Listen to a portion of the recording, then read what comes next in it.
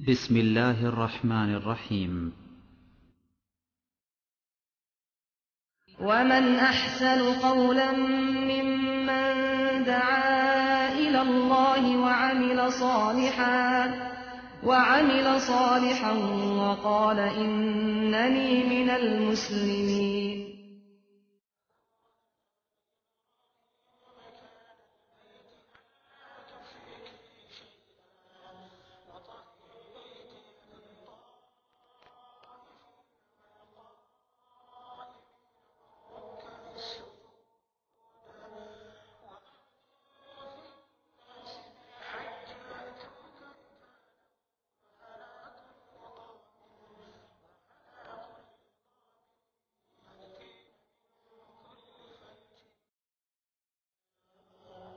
إن الحمد لله نحمده ونستعينه ونستغفره ونعوذ بالله من شرور أنفسنا ومن سيئات أعمالنا من يهده الله فلا مضل له ومن يضلله فلا هادي له وأشهد أن لا إله إلا الله وحده لا شريك له وأشهد أن محمدا عبده ورسوله يا أيها الذين آمنوا اتقوا الله حق تقاته ولا تموتن إلا وأنتم مسلمون يا أيها الناس اتقوا ربكم الذي خلقكم من نفس واحدة وخلق منها زوجها وبث منهما رجالا كثيرا ونساء واتقوا الله الذي تساءلون به والأرحام إن الله كان عليكم رقيبا يا أيها الذين آمنوا اتقوا الله وقولوا قولا سديدا يصلح لكم أعمالكم ويغفر لكم ذنوبكم ومن يطع الله ورسوله فقد فاز فوزا عظيما أما بعد فإن خير الحديث كتاب الله وخير الهدي هدي محمد صلى الله عليه وسلم وشر الأمور محدثاتها وكل محدثة بدعة وكل بدعة ضلالة وكل ضلالة في النار. أعوذ بالله من الشيطان الرجيم. بسم الله الرحمن الرحيم. ولله على الناس حج البيت من استطاع إليه سبيلا ومن كفر فإن الله غني عن العالمين. وقال الله تعالى في موضع آخر وأذن في الناس بالحج يأتوك رجالا وعلى كل ضامر يأتين من كل فج عميق. মহান আল্লাহ সমস্ত প্রশংসা যে আল্লাহ পাক রব্বুল আলামিন আমাদের উপর যেমন 5 ওয়াক্ত নামাজ ফরজ করেছেন, যাকাত ফরজ করেছেন, মাহে রমজান রোজা ফরজ করেছেন, তেমনি জীবনে একবার বাইতুল্লাহর হজও ফরজ করেছেন। দরুদ ও সালাম নাযিল হোক প্রিয় নবী মুহাম্মদ রাসূলুল্লাহ সাল্লাল্লাহু আলাইহি সাল্লামের উপর, যিনি হজ কেমন করে করতে হবে তা বাস্তবে হজ পালন করে এবং হজের সম্পর্কে বিস্তারিত বিধিবিধান সাহাবায়ে কেরামদেরকে শিখিয়েই বিদায় নিয়েছেন। আল্লাহুম্মা সাল্লি আলাইহি আল্লাহুম্মা বারিক আলাইহি।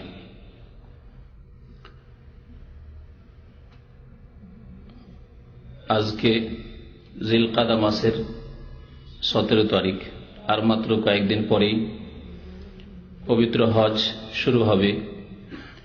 বরং বিদেশ থেকে যেসব হাজি সাহেবগণ আসেন তাদের অনেকেই চলে এসেছেন। এই হজের মাস সম্পর্কে আল্লাহ পাক রব্বুল আলামিন কোরআনে কারীমে ইরশাদ করেছেন সূরা বাকারায়, আল হাজ্জু আশহুরুম মা'লুমাত। হজের জন্য নির্ধারিত জানাশোনা কয়েকটি মাস রয়েছে। আশহুরুম মা'লুমাত, জানা কয়েকটি মাস রয়েছে। সেই মাসগুলির মধ্যেই হজ পালন করতে হবে। এই মাসগুলি কি বা এই হজের সময়গুলি কি, এ সম্পর্কে তাফসীর রয়েছে যে হজের মাস শুরু হয় শাওয়াল মাস থেকে, তারপরের মাস জিলকাদা মাস, যে মাস বর্তমানে চলছে, আর তারপরে জিলহিজ্জা মাসের 10 তারিখ পর্যন্ত 2 মাস 10 দিন হচ্ছে হজের মাস।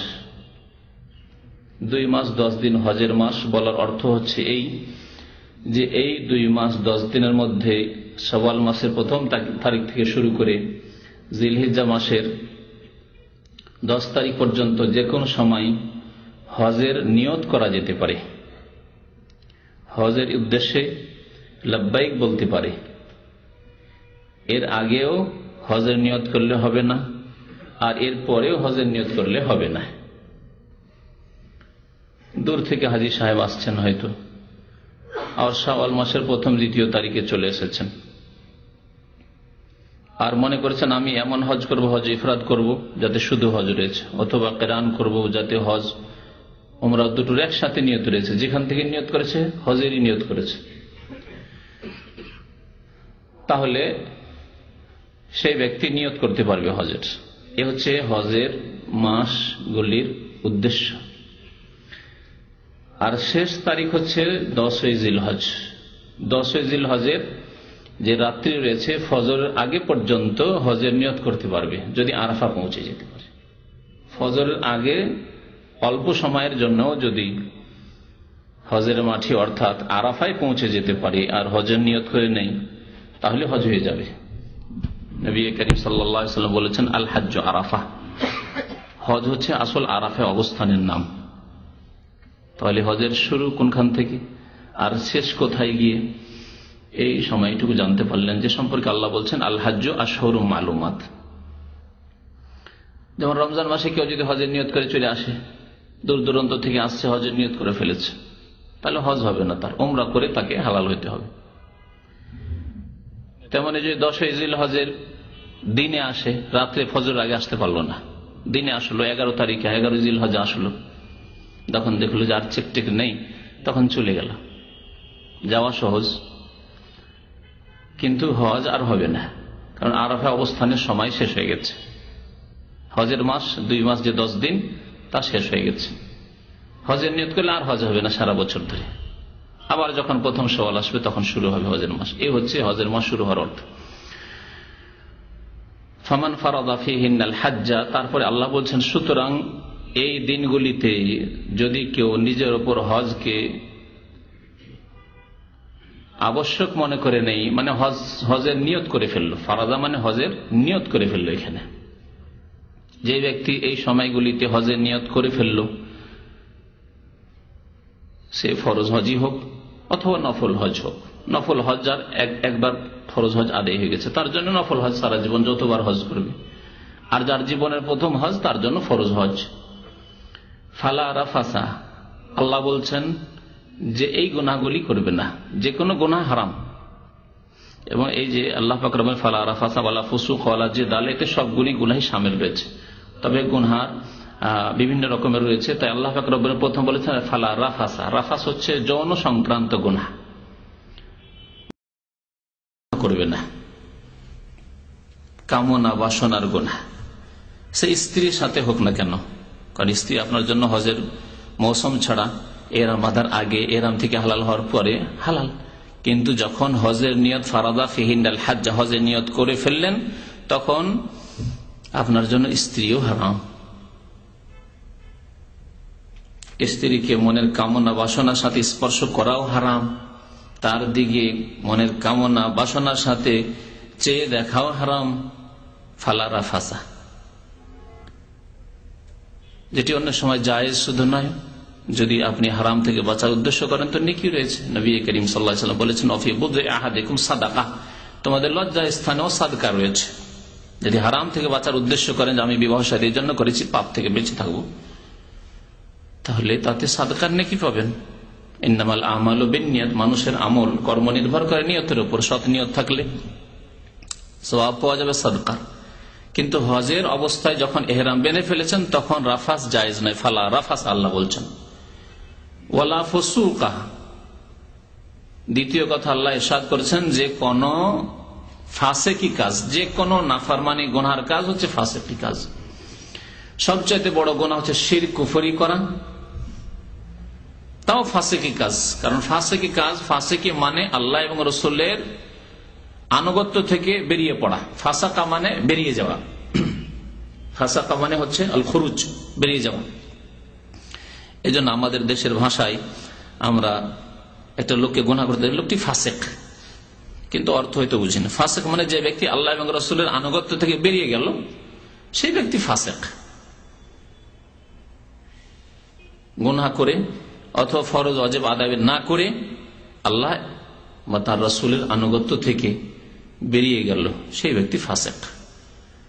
সবচেয়ে বড় ফাসেকি হচ্ছে কুফরি বা শিরক। আর যে কোনো কাবিরা গুনাহ ফাসেকি, সাগীরা গুনাহ বারবার করলে ফাসেকি, কারণ আল্লাহ রাসূলের নাফরমানি করে এগুলি।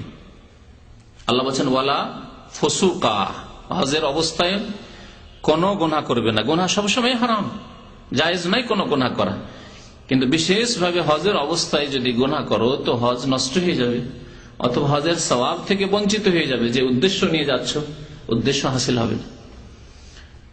ওয়ালা জিদালা, ঝগড়া, ওয়ালা জিদালা, আর ঝগড়াও নেই, ঝগড়া করবে না, কারোর সাথে তর্ক বিতর্ক করবে না, কারোর সাথে উচ্চ ভাষায় চিৎকার করে কথা বলবে না, ধমক দিয়ে কথা বলবে না, কারণ তার প্রতি উত্তরে সে কিছু বলতে পারে, তখন ঝগড়া হয়ে যেতে পারে। ঝগড়া করা সবসময় হারাম, জায়েজ নয়। বিশেষ করে হজের অবস্থায় ইহরাম বেঁধে নেওয়ার পরে এ সম্পর্কে আরো সজাগ থাকতে হবে, সতর্ক থাকতে হবে। ফিল হজ, হজের অবস্থায়। হজ খুব প্রাচীন ইবাদত। আল্লাহ পাক রব্বুল আলামিন ইব্রাহিম আলাইহিস সালাতু ওয়াস সালামকে কাবা ঘর নির্মাণ করতে বললেন। ওয়াইয ইয়ারফা ইব্রাহিমুল কওয়াইদ মিনাল বাইত ওয়া ইসমাঈল রব্বানা তাকাব্বাল মিন্না ইন্নাকা আনতাস সামিউল আলিম। ঘর তৈরি করলেন। ঘর তৈরি করা যখন পুরা হলো, তখন আল্লাহ পাক রব্বুল আলামিন ইব্রাহিম আলাইহিস সালামকে বললেন যে, হে ইব্রাহিম, এখন তো ঘর তৈরি করা হয়ে গেছে আমার, এখন তুমি এলান করো, ঘোষণা করো, উচ্চ স্বরে ঘোষণা করো সারা বিশ্বের মানুষকে যে তোমরা হজের জন্য এসো। ইয়া আইয়ুহান নাস ইন্নাল্লাহা কাদ ফারাদা আলাইকুমুল হাজ্জা ফাহুজ্জু, ঘোষণা করো। আবু কুবাইস নামক পাহাড়ের উপরে চললেন নবী করিম সাল্লাল্লাহু আলাইহি ওয়াসাল্লাম, ইব্রাহিম আলাইহিস সালাতু সালাম আল্লাহর নবী, এবং তিনি ঘোষণা করলেন। ঘোষণা তো করতে গেলেন, কিন্তু আল্লাহকে বললেন, আল্লাহ, এখানে তো সব বন আর জঙ্গল। আজকে থেকে প্রায় 5000 বছর আগে মক্কায় বন জঙ্গল, কোনো মানুষ বাস করত না, কোনো বাড়ি ঘর নেই, আশেপাশে লোকজন নেই, জনবিহীন এলাকা। আর আপনি আমাকে ঘোষণা করতে বলছেন, অমায়াবলগো সৌতি, আমার আওয়াজ আর কোথায় পৌঁছিবে, এই জঙ্গলই থেকে যাবে। আল্লাহ পাক রব্বুল আলামিন বললেন নবী ইব্রাহিম আলাইহিস সালাতু সালামকে যে তোমার কাজ হচ্ছে ঘোষণা করা, ও আলাইয়া ইবলাগি, আর আমার কাজ হচ্ছে মানুষের কান পর্যন্ত পৌঁছে দেওয়া। তুমি ঘোষণা করো। এই মর্মে আল্লাহ পাক রব্বুল আলামিন বলছেন কোরআনে কারিমে সূরা হজে আয়াত নম্বর 27, ওয়াআযযিন ফিন নাস বিল হজ। ইব্রাহিম আলাইহিস সালামকে এই সম্বোধন রয়েছে, মানুষের মাঝে হজের ঘোষণা করে দাও। আযযিন, এখান থেকে আমরা আজান দেওয়া বলি। আজান দেওয়া মানে নামাজের ঘোষণা করা, যে নামাজের ওয়াক্ত হয়ে গেছে, নামাজের সময় হয়ে গেছে, নামাজের জন্য এসো। হাইয়া আলাস সালাহ মানে সালার জন্য এসো, নামাজের জন্য এসো। হাইয়া আলাল ফালাহ মানে মুক্তির জন্য এসো। আসসালাতু খায়রুম মিনান নাওম, তুমি ঘুমিয়ে আছো ফজরে, তোমার ঘুম নিদ্রার চাইতে নামাজ উত্তম। এ হচ্ছে ঘোষণা, নামাজের ঘোষণা। আল্লাহ বললেন হজের ঘোষণা করবো। আযযিন ফিন নাস, মানুষের মাঝে ঘোষণা করে দাও ইব্রাহিম, ওয়াআযযিন ফিন নাস বিল হজ, হজ সম্পর্কে। ইয়াতুকা রিজালান, যে যেভাবে আসতে পারে, কেউ আসবে পায়ে হেঁটে, যাদের পায়ে হেঁটে আসা সম্ভব পায়ে হেঁটে আসবে, অথবা যাদের কাছে যানবাহন সওয়ারির ব্যবস্থা নেই পায়ে হেঁটে আসবে। 5000 বছর আগের ঘোষণা, তখন হয় পায়ে হাঁটার ব্যবস্থা, আর না হলে উঠে। অনেক লোক আছে যাদের কাছে উঠ নেই, পায়ে হেঁটে আসবে পারলে। আল্লাহ বলছেন রিজালান, পায়ে হেঁটে আসবে। ওয়া আলা কুল্লি দামিরিন, এবং দুর্বল অস্থির পিঠে চেপে আসবে। আল্লাহ দুর্বল অস্থির কথা এই জন্য বলে, দূর দূরান্ত থেকে যারা আসবে তারা তো পায়ে হেঁটে হয়তো আসতে পারবে না, অস্থির পিঠে চেপে আসবে। আর দূর দূর থেকে সফর করে আসার কারণে সে অস্থিগুলি দুর্বল হয়ে পড়বে। তাই আল্লাহ বলছেন ওয়া আলা কুল্লি দামিরিন, দুর্বল অস্থির পিঠে চেপে সওয়ার হয়ে তোমরা আসবে। ইয়াতিনা মিন কুল্লি ফাজ্জিন আমিক, দুনিয়ার বিভিন্ন জায়গা থেকে, সারা বিশ্ব থেকে লোকেরা আসবে হজের উদ্দেশ্যে। এই ছিল আল্লাহ পাক রব্বুল আলামিনের প্রাচীন ঘোষণা ইব্রাহিম আলাইহিস সালাতু সালামের মাধ্যমে, নবী করিম সাল্লাল্লাহু আলাইহি ওয়াসাল্লামের মাধ্যমে আল্লাহ পাক রব্বুল আলামিন আবার তার পূর্বে আল্লাহ নবীর পূর্বে যে হজের মধ্যে শিরক, বিদআত আর কুসংস্কার ঢুকে পড়েছিল সেগুলি সংশোধন করে, সেগুলির সংস্কার করে, ইসলাহ করে আবার সঠিক পদ্ধতিতে হজের শিক্ষা দিলেন আল্লাহ পাক রব্বুল আলামিন। এজন্য মক্কার কুরাইশরা বা আরবরাও হজ করত, কারণ তারাও দাবি করত যে আমরা ইব্রাহিম আলাইহিস সালামের উম্মত, দ্বীনে হানিফের অনুসারী। কিন্তু তারা হজের সাথে সাথে শিরক করত, কুফরি করত, প্রতিমার পূজা করত, প্রতিমার মাঝে দৌড় দিত, তারপরে প্রতিমাকে প্রণাম করত, যা হিন্দুদের মধ্যে হয়ে থাকে, যা হচ্ছে। আর তার সাথে সাথে ছিল চরম অশ্লীলতা, উলঙ্গ হয়ে ইবাদত বন্দী করা। যেমন ন্যাংটা পীরের পূজা আছে এক শ্রেণীর মুসলিমদের মধ্যে, এরাও ন্যাংটা হয়ে উলঙ্গ হয়ে নারী পুরুষ কাবা শরীফে তওয়াফ করত। মক্কার মুশরিকরা চোখের সামনে দেখতো, দূর দূরান্ত থেকে লোকেরা আসছে, নারী পুরুষ, বাইরের লোকেরা আসতো, আসার পরে কাপড় ভিক্ষা করত। তাদের ধারণা যে মক্কার লোকেরা হিন্দুদের যেমন ধারণা যে ব্রাহ্মণ হচ্ছে, এরা হচ্ছে উচ্চ জাতি, সুতরাং বেদ পড়বে কি ব্রাহ্মণরা, তেমনি আরব মুশরিকরা ওই রকমই ধারণা রাখতো ব্রাহ্মণদের মতো মক্কার কুরাইশদের সম্পর্কে। এসে মক্কার লোকদের কাছে কাপড় ধার চাইতো, যে কাপড় দাও। যদি কাপড় পেলো ভালো কথা, না হলে বলতে যে কাপড় পরে গুনাহ করি সেই কাপড় পরে তওয়াফ টপ করা যাবে না, উলঙ্গই তওয়াফ করো, উলঙ্গ তওয়াফ করত। বুখারী শরীফে হাদিস রয়েছে যে জাহিলি যুগে মুশরিকরা, পত্তলিকরা, পুতুলের পূজারীরা এইভাবে উলঙ্গ হয়ে কাবা শরীফে তওয়াফ করত। আল্লাহ একে ফাহেসা, অশ্লীল কাজ বলে আখ্যায়িত করেছেন। তাহলে শরীরের কিছু অংশ খোলা, উলঙ্গ হওয়া, এগুলো হচ্ছে অশ্লীল কাজ। উলঙ্গ ছবি দেখা, এগুলো হচ্ছে ফাহেসা কাজ।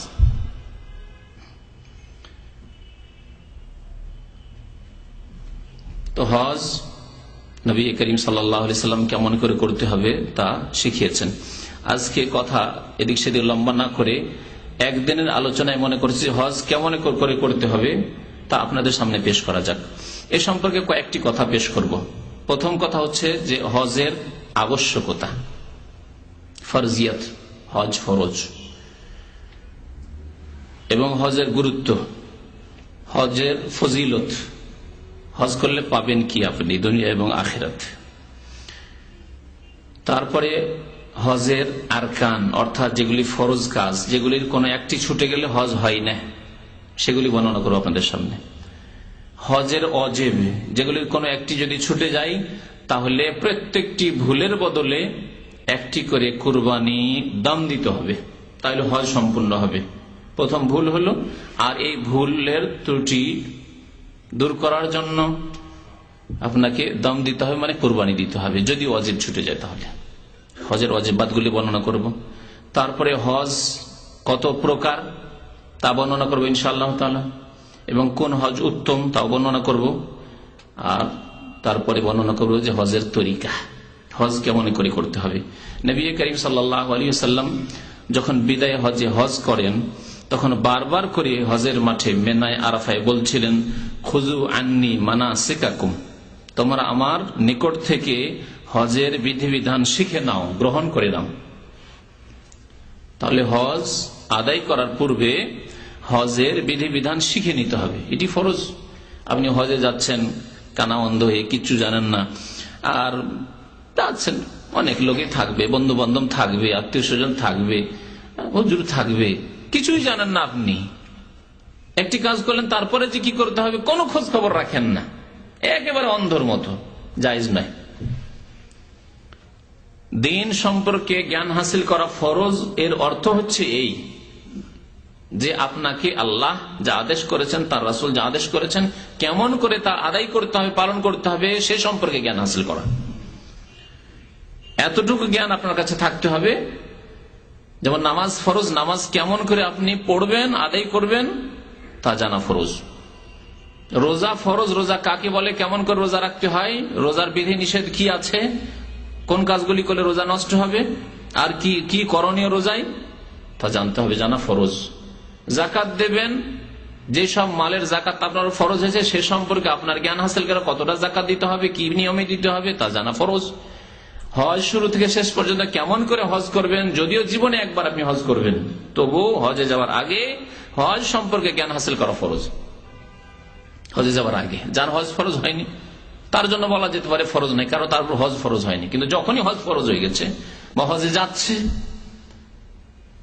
তখনই হজ সম্পর্কে জ্ঞান হাসিল করা, ইলম হাসিল করা ফরজ। নবী করিম সাল্লাল্লাহু আলাইহি ওয়াসাল্লাম ইরশাদ করেছেন, তাআলা বলে, ইলমে ফরিদাতুন আলা কুল্লি মুসলিম, দ্বীন সম্পর্কে ইলম হাসিল করা, জ্ঞান অর্জন করা ফরজ প্রত্যেক মুসলিমের উপর, পুরুষ হোক আর নারী হোক, প্রত্যেক মুসলিমের উপর দ্বীনের ইলম হাসিল করা ফরজ। এর মানে এই নয় যে সবাইকে একবারে কোরআন হাদিস পড়ে পণ্ডিত আলেম হইতে হবে, এই নয়। এক শ্রেণীর লোক পড়ে শুনে পণ্ডিত হবে, আলেম হবে, আর আমরা কিছুই জানবো না, অন্ধ অনুকরণ করবো, তা জায়েজ নাই। প্রত্যেক মুসলিমকে তার দ্বীন ইসলামের বুনিয়াদী শিক্ষা হাসিল করা, ইলম হাসিল করা ফরজ।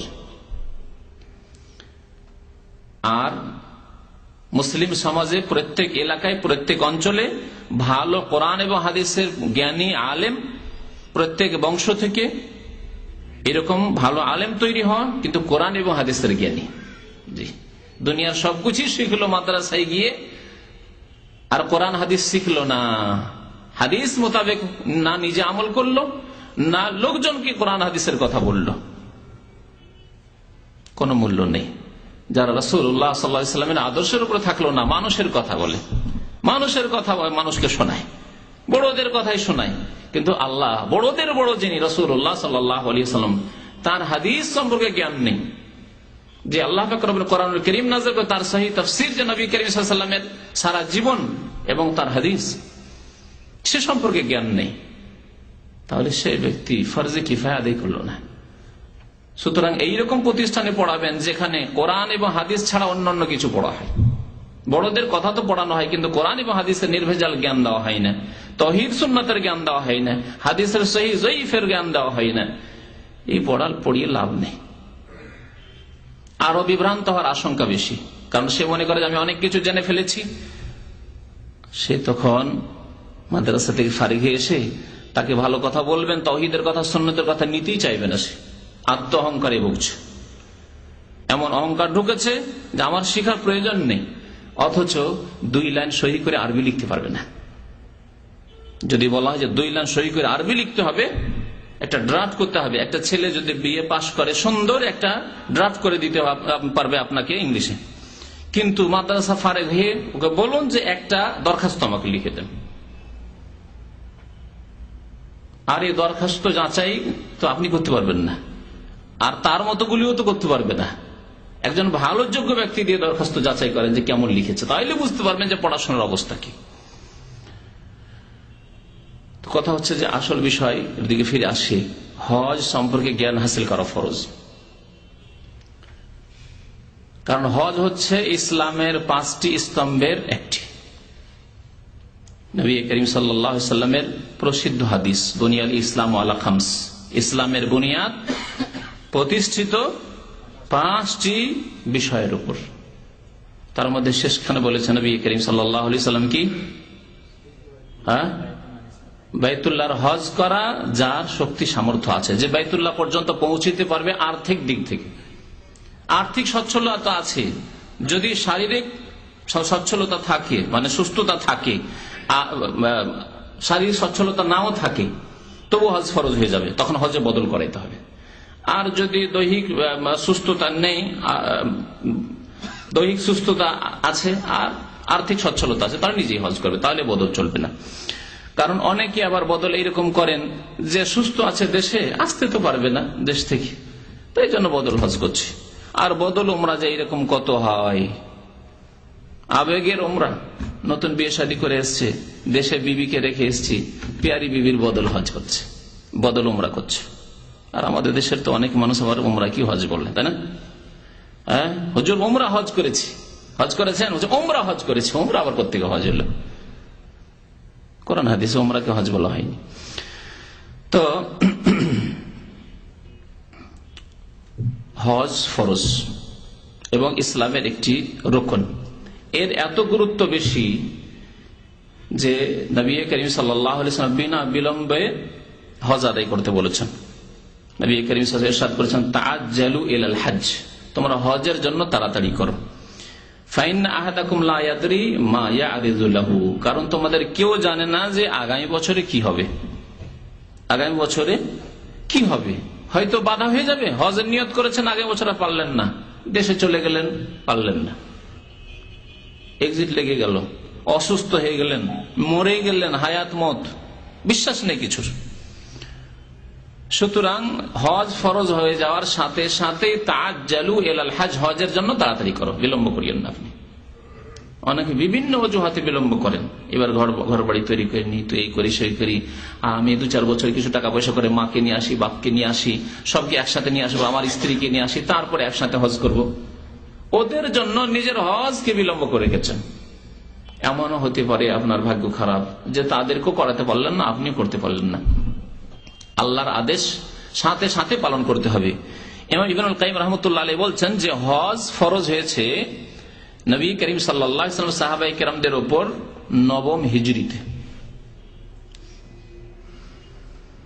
বা 10ম হিজরির প্রথম দিকে হজের ফরজিয়ত নাযিল হয়েছে। ওয়ালিল্লাহি আলান নাস হিজ্জুল বাইতি মান ইসতাতা ইলাইহি সাবিলা। এই আয়াত সম্পর্কে তাফসীরকারগণ বলছেন যে এই আয়াত দিয়ে আল্লাহ হজকে ফরজ করেছেন। আল্লাহ সন্তুষ্টির জন্য বাইতুল্লাহর হজ ওই সব লোকদের উপর ফরজ যাদের কাছে বাইতুল্লাহ পৌঁছার শক্তি রয়েছে, আর্থিক সচ্ছলতা রয়েছে, বাইতুল্লাহ পর্যন্ত, আল্লাহর ঘর কাবা শরীফ পর্যন্ত পৌঁছিতে পারবে, তাদের উপর হজ ফরজ। মান ইসতাতা ইলাইহি সাবিলা। ওমান কাফারা, তারপরে আল্লাহ বলছেন যেই ব্যক্তি অস্বীকার করবে যে আমি হজ করব না, ওমান কাফারা, হজ করব না আমি, কাফারা আল্লাহ বলেছেন, অন্য কোন শব্দ ব্যবহার করা হয়নি।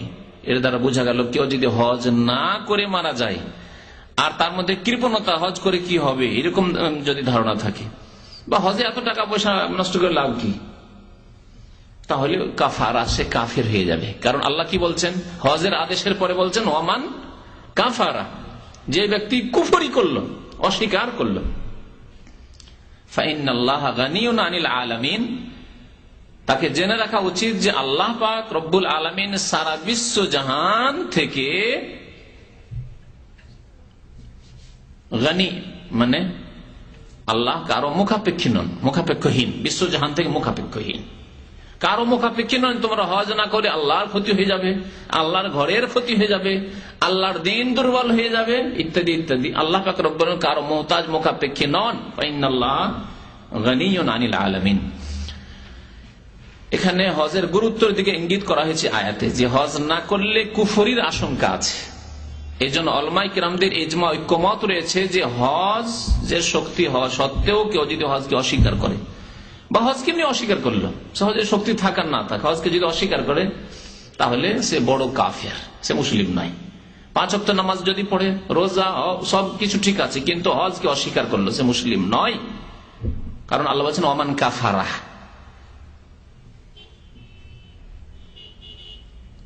ওমর ইবনে খাত্তাব রাদিয়াল্লাহু তাআলা আনহু তার খেলাফতের জামানায়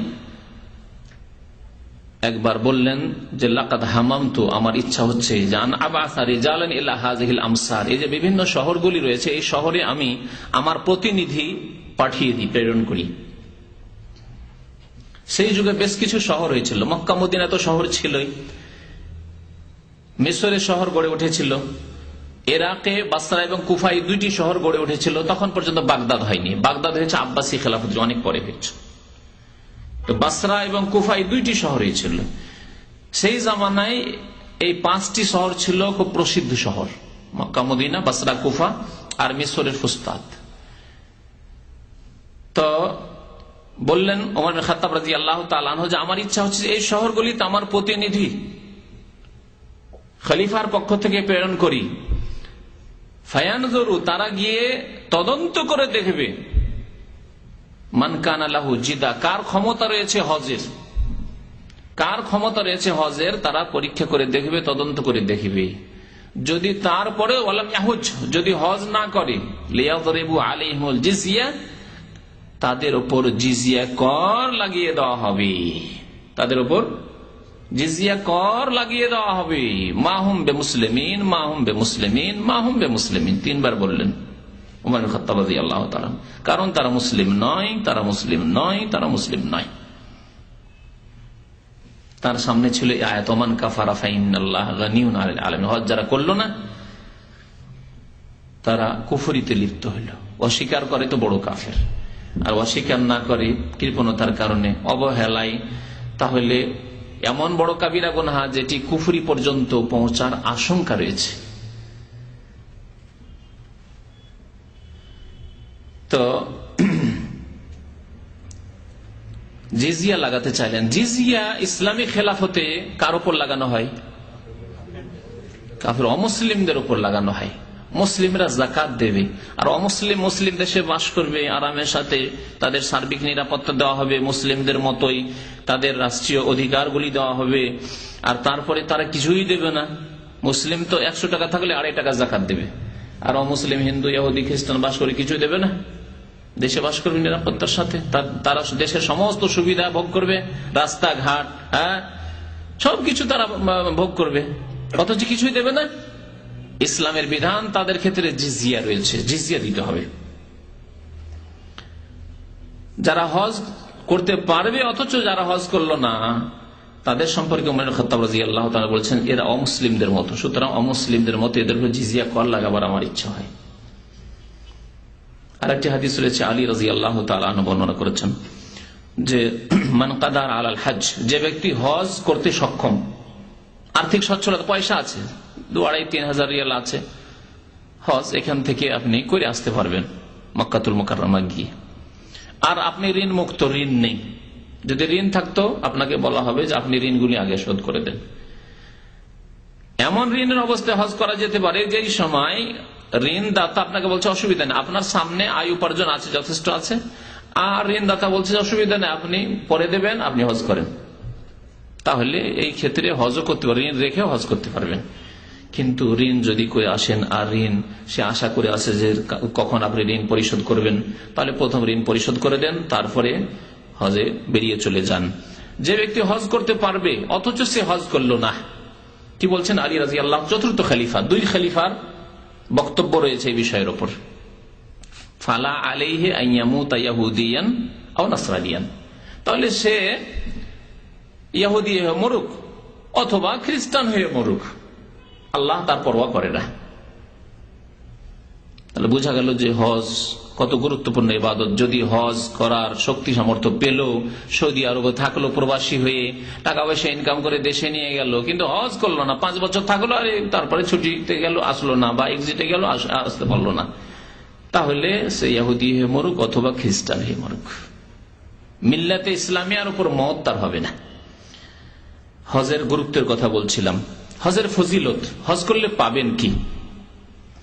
হজ এমন হজ করেন, হজ কোনো ভ্রমণ নয় যে আপনি ভ্রমণে যাচ্ছি, আমোদ ফুর্তি করতে যাচ্ছি, অথবা দেশাচার যাচ্ছি, দেশে গেলে কি বলবে, এতদিন থাকলে হজ টজ করলেন, আত্মীয় স্বজনে অনেক ভালো মানুষরা রয়েছে, তারা জিজ্ঞেস করবে, গ্রামে জিজ্ঞেস করে, বা এলাকায় যেখানে আছেন, আপনি শহরে থাকেন, জিজ্ঞেস করে লোকজন, হ্যাঁ সৌদি আরবে থাকছেন, হজ টজ করেছেন, তো এই চক্ষু লজ্জায় হজ, অথবা একটা বেটার চান্স, ভালো চান্স পেয়ে গেলেন, ফ্রিতে হজ করে নিলেন, কিন্তু ইবাদতের নিয়তে খালেস অন্তর নিয়ে হজ করলেন না, তাহলে এই হজে কিছু পাবেন না আপনি।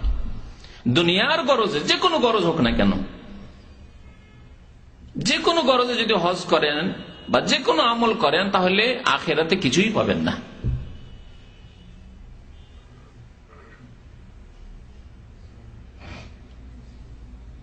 মান কানা ইউরিদুল হায়াতাদ দুনিয়া ওয়া জিনাতাহা, যে ব্যক্তি পার্থিব উদ্দেশ্য চায়, তো আল্লাহ পাক রব্বুল আলামিন নফি ইলাইহা আমালহুম ফিহা, আল্লাহ পুরোপুরি দুনিয়া চেয়েছেন, দুনিয়া আল্লাহ দেবেন।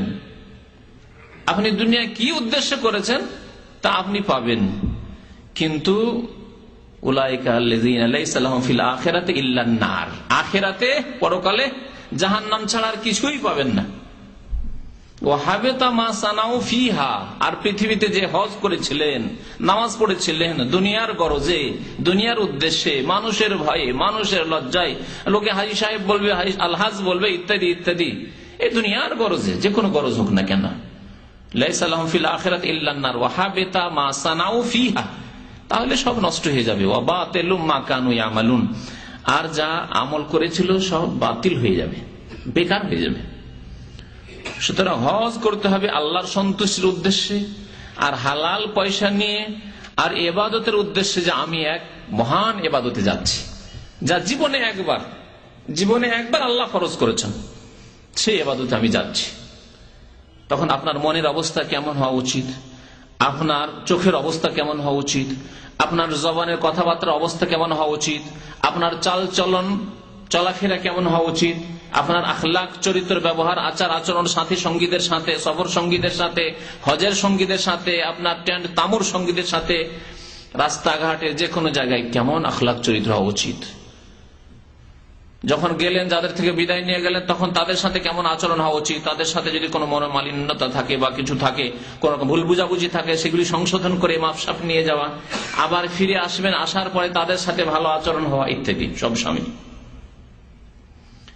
এইভাবে যদি ভালো নিয়ত নিয়ে হজ করেন তাহলে বড়ই ফজিলত রয়েছে। এই হজকে, যে হজ আল্লাহর দরবারে কবুল হয়ে যায়, হজ্জে মাবরুর, নবী করিম সাল্লাল্লাহু আলাইহি ওয়াসাল্লাম ইরশাদ করেছেন, আল উমরাতু ইলাল উমরাতি কাফারাতুন লিমা বাইনাহুমা।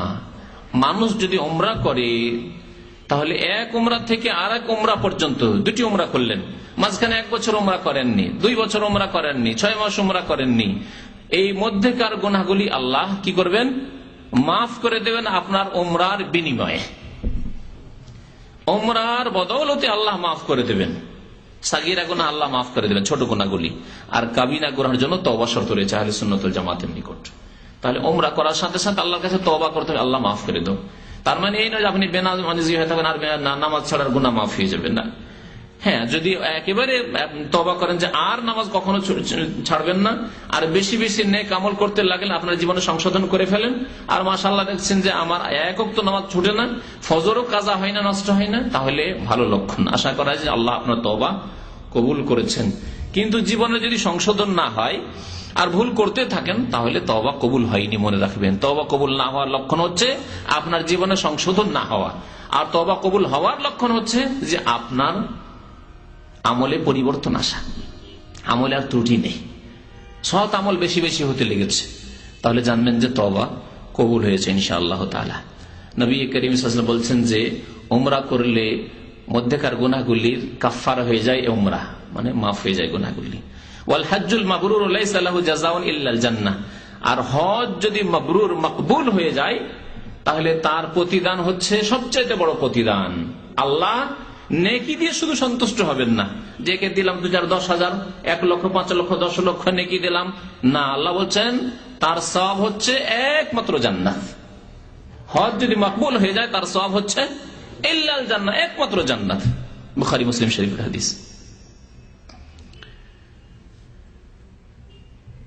নবী করিম সাল্লাল্লাহু আলাইহি সাল্লাম আরো এক হাদিসে ইরশাদ করেছেন, মান হাজ্জা, যে ব্যক্তি হজ করলো, অন্য হাদিসে মান আতা হাযাল বাইতা, যে ব্যক্তি এই বাইতুল্লাহ ঘরের কাছে আসলো, আল্লাহর ঘর কাবার কাছে আসলো, আসার পরে হজ আদায় করলো, ফালাম ইয়ারফুস ওয়ালাম ইয়াফসুক, আর কোন যৌন সংক্রান্ত গুনাহ করলো না, এদিক সেদিক শুধু তাকাতে থাকলো, এরকম কাজ করলো না। যাদের অন্তরে পাপ আছে, যাদের অন্তরে পাপের কামনা বাসনা আছে, যাদের অন্তরে ব্যাধি আছে, ফি কলবিহি মারাজ, আল্লাহ সূরা আহজাব বলেছেন কিছু লোক আছে যাদের অন্তরে গুনাহর রোগ আছে, ব্যাধি আছে, তারা ওই পাপের জায়গা খুঁজবে, পাপের জায়গা খুঁজবে। যদি সিগারেট খাওয়া, জর্দা খাওয়া লোক হয় তাহলে ও কি ভালো মানুষের কাছে বসবে? খুঁজবে যে পকেটে সিগারেট নেই, খুঁজবে যে কার কাছে সিগারেট পেতে পারি, কার কাছে গিয়ে সিগারেট পেতে পারি। আচ্ছা, মক্কা এসছি, এখানে জর্দা দাও, পান কোথাও, মিস ফালা দিতে মনে হয় নাকি, খুঁজতে হবে বাঙালি মার্কেট কোথায় আছে, ঠিক না? তাহলে যে যেমন সেখানে দৌড় দেবে। এইরকমই অন্তরের রোগের ব্যাধি থাকলে কোথায় মহিলারা বসে আছে, ওই মহিলাদের আশেপাশে গিয়ে বসে। আজকাল তো খেমার ব্যবস্থা হয়েছে, যখন খেমা টেমা ছিল না তখন এই হজের দৃশ্য দেখেছি। আজকে থেকে 15 বছর 16 বছর 17 বছর আগে হজের দৃশ্য দেখি, তখন খেমা অত জরুরি ছিল না যে খেমা নিল না নিল, যেখানে সেখানে বসেন আপনি। যার যত নিয়তের রোগ আছে, অন্তরের রোগ আছে, দেখলে এখানে মহিলাদের গ্যাদারিং, বিভিন্ন দেশে মহিলারা বসে আছে, ওখানে গিয়ে চাটাই পাটি বিছিয়ে বসে গেলাম, কারণ এখান থেকে সহজে সিনেমা দেখা যাবে। এখান থেকে বসে বসে ফ্রি সিনেমা পায়, টিকিট ফিকিট লাগবে না, ফ্রি বসে সিনেমা দেখতে পাওয়া যাবে, তাই না? ফায়াত মাআল্লাযী ফী কলবিহি মারাদ, যার অন্তরে ব্যাধি আছে সেই লোকগুলি এইরকম সুযোগ খুঁজবে। নবী করিম সাল্লাল্লাহু আলাইহি ওয়াসাল্লাম বলছেন হজ কেমন করতে হবে, ফালাম ইয়ারজুন সংক্রান্ত কোন গুনাহ না হয়, চোখের গুনাহ না হয়, কানের গুনাহ না হয়, জবানের গুনাহ না হয়, মোবাইল আছে কাছে আর ভাবসাব রেখেছে হারাম। আল্লাহ পাক রব্বুল আলামিন কোন পুরুষের মহিলার সাথে, যুবতীর সাথে ভাবসাব রাখা হারাম বলে আখ্যায়িত করেছেন। এটি মুসলিমের চরিত্র নাই।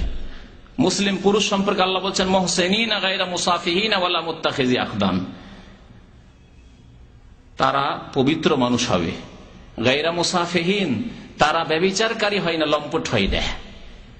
ওয়ালা মুত্তাখিজি আখদান, আর গুপ্ত সম্পর্ক, গোপনীয় সম্পর্ক রাখে না, লুকিয়ে লুকিয়ে সম্পর্ক লোকজনকে জানতে দেব না, পত্র আলাপ অথবা টেলিফোন আলাপ, এই সম্পর্ক রাখে না।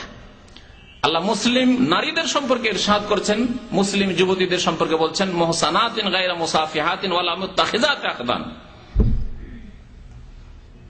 মুসলিম নারীরাও এইরকম হয় না, তারা সতী সাধ্বী হয়, পবিত্র হয়, তাদের জীবন হচ্ছে পবিত্র, এবং তারা ব্যভিচারকারিণী হয় না। ওয়ালা মুত্তাখিজাত আখদান, আর গুপ্ত সম্পর্ক কোন পুরুষের সাথে, কোন যুবকের সাথে রাখে না। নবী সাল্লাল্লাহু আলাইহি ওয়াসাল্লাম বলছেন যে ব্যক্তি হজ করলো আর যৌন সংক্রান্ত গুনাহ থেকে বেঁচে থাকলো, সেসব গুনাহ করলো না, ওয়ালাম ইয়াফসুক, কোন ফাসিকি কাজ করলো না। সিগারেট খাওয়ার বদ অভ্যাস যদি থাকে তো তওবা করে যান আপনি। হজের দিনে থাকবেন 8 দিন 10 দিন ধরে আর সিগারেট পান করবেন আর হজ করে আসবেন, আর সেই হজের কিছু ফল পাবেন না। হজের কিছু সওয়াব নেকি পাবেন, পুরস্কার পাবেন না, কারণ ফাসিকি কাজ করলেন। ফাসিকি কাজ, শুনে রাখুন, যে কোন হারাম কাজ করা হচ্ছে ফাসিকি কাজ, সিগারেট পান করা ফাসিকি কাজ। কি লজ্জায় আল্লাহর ঘরের কাছে মেনার মাঠে, যেখানে ইব্রাহিম আলাইহিস সালাম নিজের ছেলেকে কুরবানি করতে পারছেন, ছেলেকে কুরবানি করতে প্রস্তুত, চালাচ্ছেন অস্ত্র, আল্লাহ কাটছেন না, আল্লাহ আদেশ করছেন ছুরিকে, খবরদার এই ছুরি, খবরদার তুই কাটবি না। তিনি তো কুরবানি করছেন ছেলেকে, আর আপনি আপনার মনের এতটুকু কুরবানি করতে পারছেন না যে এই আমি সিগারেট আর জর্দার হারামকে ছেড়ে দিলাম, আমি নজরকে বাঁচিয়ে রাখলাম, আমি হারাম মুক্ত হয়ে গেলাম শুধু, আর বেশি কিছু কুরবানি করতে বলা হচ্ছে না আপনাকে। কোথায় আপনি আর কোথায় আপনার আমার আদর্শ আম্বিয়া কেরাম আলাইহিমুস সালাতু ওয়াস সালাম? আল্লাহ পাক রব্বুল আলামিন তাদের সম্পর্কে বলছেন উলাইকাল্লাযীনা হাদাল্লাহ ফাবিহুদাহু মুক্তাদিহ। আল্লাহ এই আম্বিয়া কেরাম নবী রাসূলগণকে হিদায়াত করেছেন, সঠিক পথ দেখিয়েছেন। ফাবিহুদাহু মুক্তাদিহ, সুতরাং তাদের আদর্শের অনুসরণ করো, তাদেরকে ফলো করো, তাদের পথে চলো।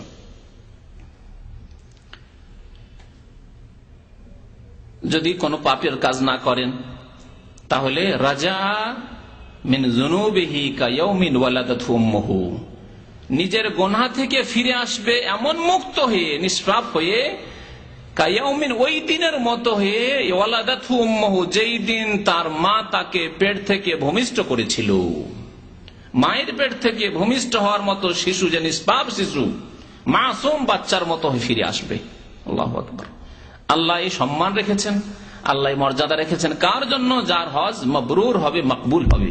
যে হজে গুনাহ করলেন না আপনি, যে হজ ইবাদতের মতো হজ করলেন, সত্যি ইবাদত করলেন আপনি, আর হজে গিয়ে যদি গুনাহ করতে থাকেন, হজে গিয়ে যদি হালাল হারামের পার্থক্য না করেন, হজ যেন একটি দুনিয়ার সফর, কোন এক সফর ছিল, তাহলে এই ফজিলত পাবেন না। বেশি বেশি হজ এবং উমরা নবী করিম সাল্লাল্লাহু আলাইহি ওয়াসাল্লাম করতে বলেছেন। তিরমিজিতে হাদিস রয়েছে, তাবিউ বাইনাল হজ্জ ওয়াল উমরাতে, হে মানুষ, হে মুসলিম, তোমরা বারবার হজ উমরা করতে থাকো। তাবিউ মানে বারবার, ঘন ঘন করতে থাকো, সুযোগ হলেই। একবার জীবনে ফরজ, কিন্তু সুযোগ সুবিধা হলেই তোমরা তাবিউ বাইনাল হজ্জ ওয়াল উমরাতে, হজ উমরা বারবার করতে থাকো। ফাইন্নাহুমা ইয়ানফিয়ানিল ফাকরা ওয়াজ যুনুব, কারণ হজ করলে তার ফজিলত হচ্ছে এই যে তাতে দুটো ফায়দা পাবে, দুটি উপকারিতা পাবে। এক হচ্ছে তানফিয়ানিল ফাকরা, দুনিয়ার উপকারিতা, তা হচ্ছে তোমার দারিদ্রতা মোচন হবে, তোমার অভাব দূর হবে, ফাকর দূর হবে। হাজিদের সত্যি যারা আল্লাহ সন্তুষ্টির জন্য হজ করে, তা আল্লাহ পাক রব্বুল আলামিন রুজিতে বরকত দিয়ে থাকেন। হজের টাকা যা খরচ করে থাকে তার চাইতে অনেক বেশি আল্লাহ পাক রব্বুল রুজির রাস্তা খুলে দেন। সুতরাং হজে খরচ করতে গিয়ে এই চিন্তা করবেন না যে 2000, 2500, 3000 রিয়াল খরচ করে দেব, এই টাকাটা দেশে পাঠালে আজকাল অনেক টাকা, এই টাকা দিয়ে অনেক কিছু করতে পারতাম, এসব চিন্তা মোটেই নিয়ে আসবেন না আপনি। কারণ আল্লাহ পাক এর উত্তম প্রতিদান দুনিয়াতেই দিবেন। ইয়ানফিয়ানিল ফাকরা, আপনার অভাব দূর হবে হজ করে আসলে। আর কি দূর হবে? ওয়াজনুব, আর গুনাহ খাতা দূর হয়ে যাবে, গুনাহ খাতা মাফ হয়ে যাবে। কত গুনাহ করেছেন সব মাফ হয়ে যাবে। চিন্তা করুন যে আপনার আমলনামা কেমন হয়ে যাবে, ফ্রেশ আমলনামা। হজ করে আসলেন, আসার পরে দেখছেন আল্লাহ পাক রব্বুল আলামিনের ফেরেশতাদের কাছে যে আমলনামা কর্মলিপি আপনার আছে একবারে সাদা হয়ে রয়েছে। যাও গুনাহ ছিল সব মুছে গেছে, কিচ্ছু নেই। প্রথম এখন লেখা শুরু হচ্ছে, এখন এই আমলনামায় কি রাখতে চান আপনি। আবার যদি ওই গুনাহ করেন, নেকি করেন, নামাজও পড়ছেন আর আপনি গুনাহ করছেন, তাহলে আবার শুরু হয়ে গেল ওইরকমই। সজাগ, আপনার এই আমলনামা যখন একবারে ক্লিন হয়ে গেছে, পরিষ্কার হয়ে গেছে, তখন আর তাতে গুনাহ দিয়ে আমলনামা খারাপ করিয়েন না।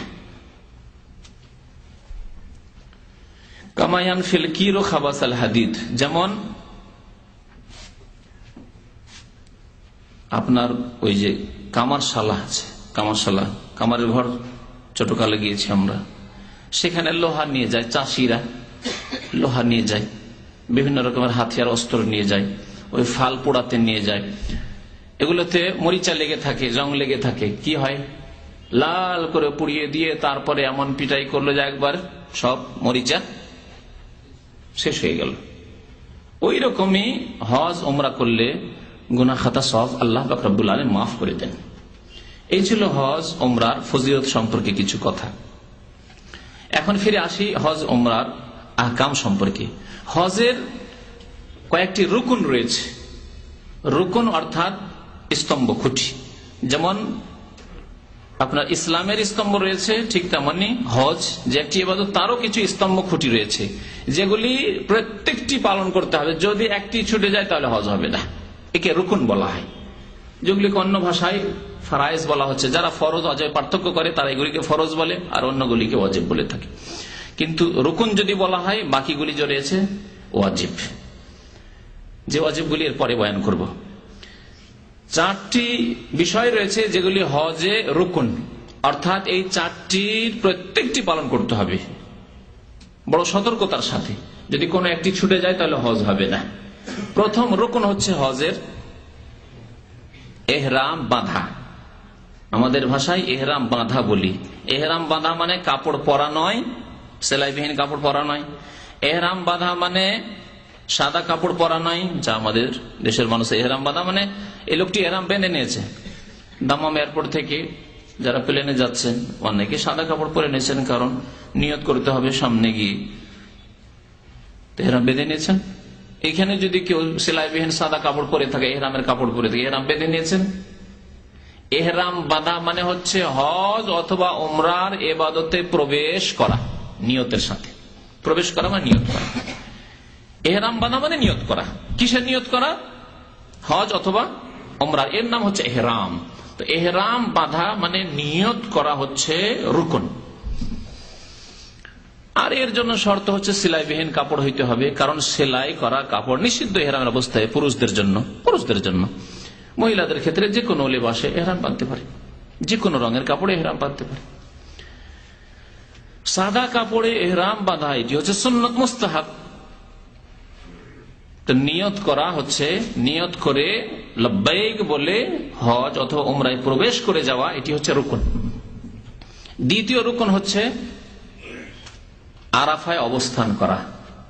আল্লাহ পাক রব্বুল কোরআনে কারীমে ইরশাদ করেছেন, ফাইজা আফাদতুম মিন আরাফাত, তোমরা যখন আরাফা থেকে ফিরে আসবে, মানে আরাফা যেতেই হবে, আরাফা থেকে ফিরে আসতে হবে। ফাযকুরুল্লাহ ইনদাল মাশআরিল হারাম, তারপরে তোমরা এসে মাশআরুল হারামে অর্থাৎ মুজদালিফায় এসে আল্লাহ বেশি জিকির আজকার করো।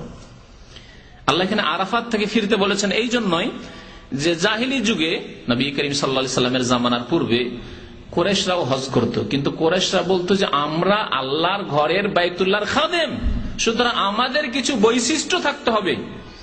আমরা হারামে বসবাস করি, সুতরাং আমরা হারামের এরিয়ার বাইরে যাব না। হারামের এরিয়া মুজদালিফার পরে শেষ হয়ে গেল, আরাফা মুজদালিফা হারামের বাইরে, তারা আরাফা যেত না।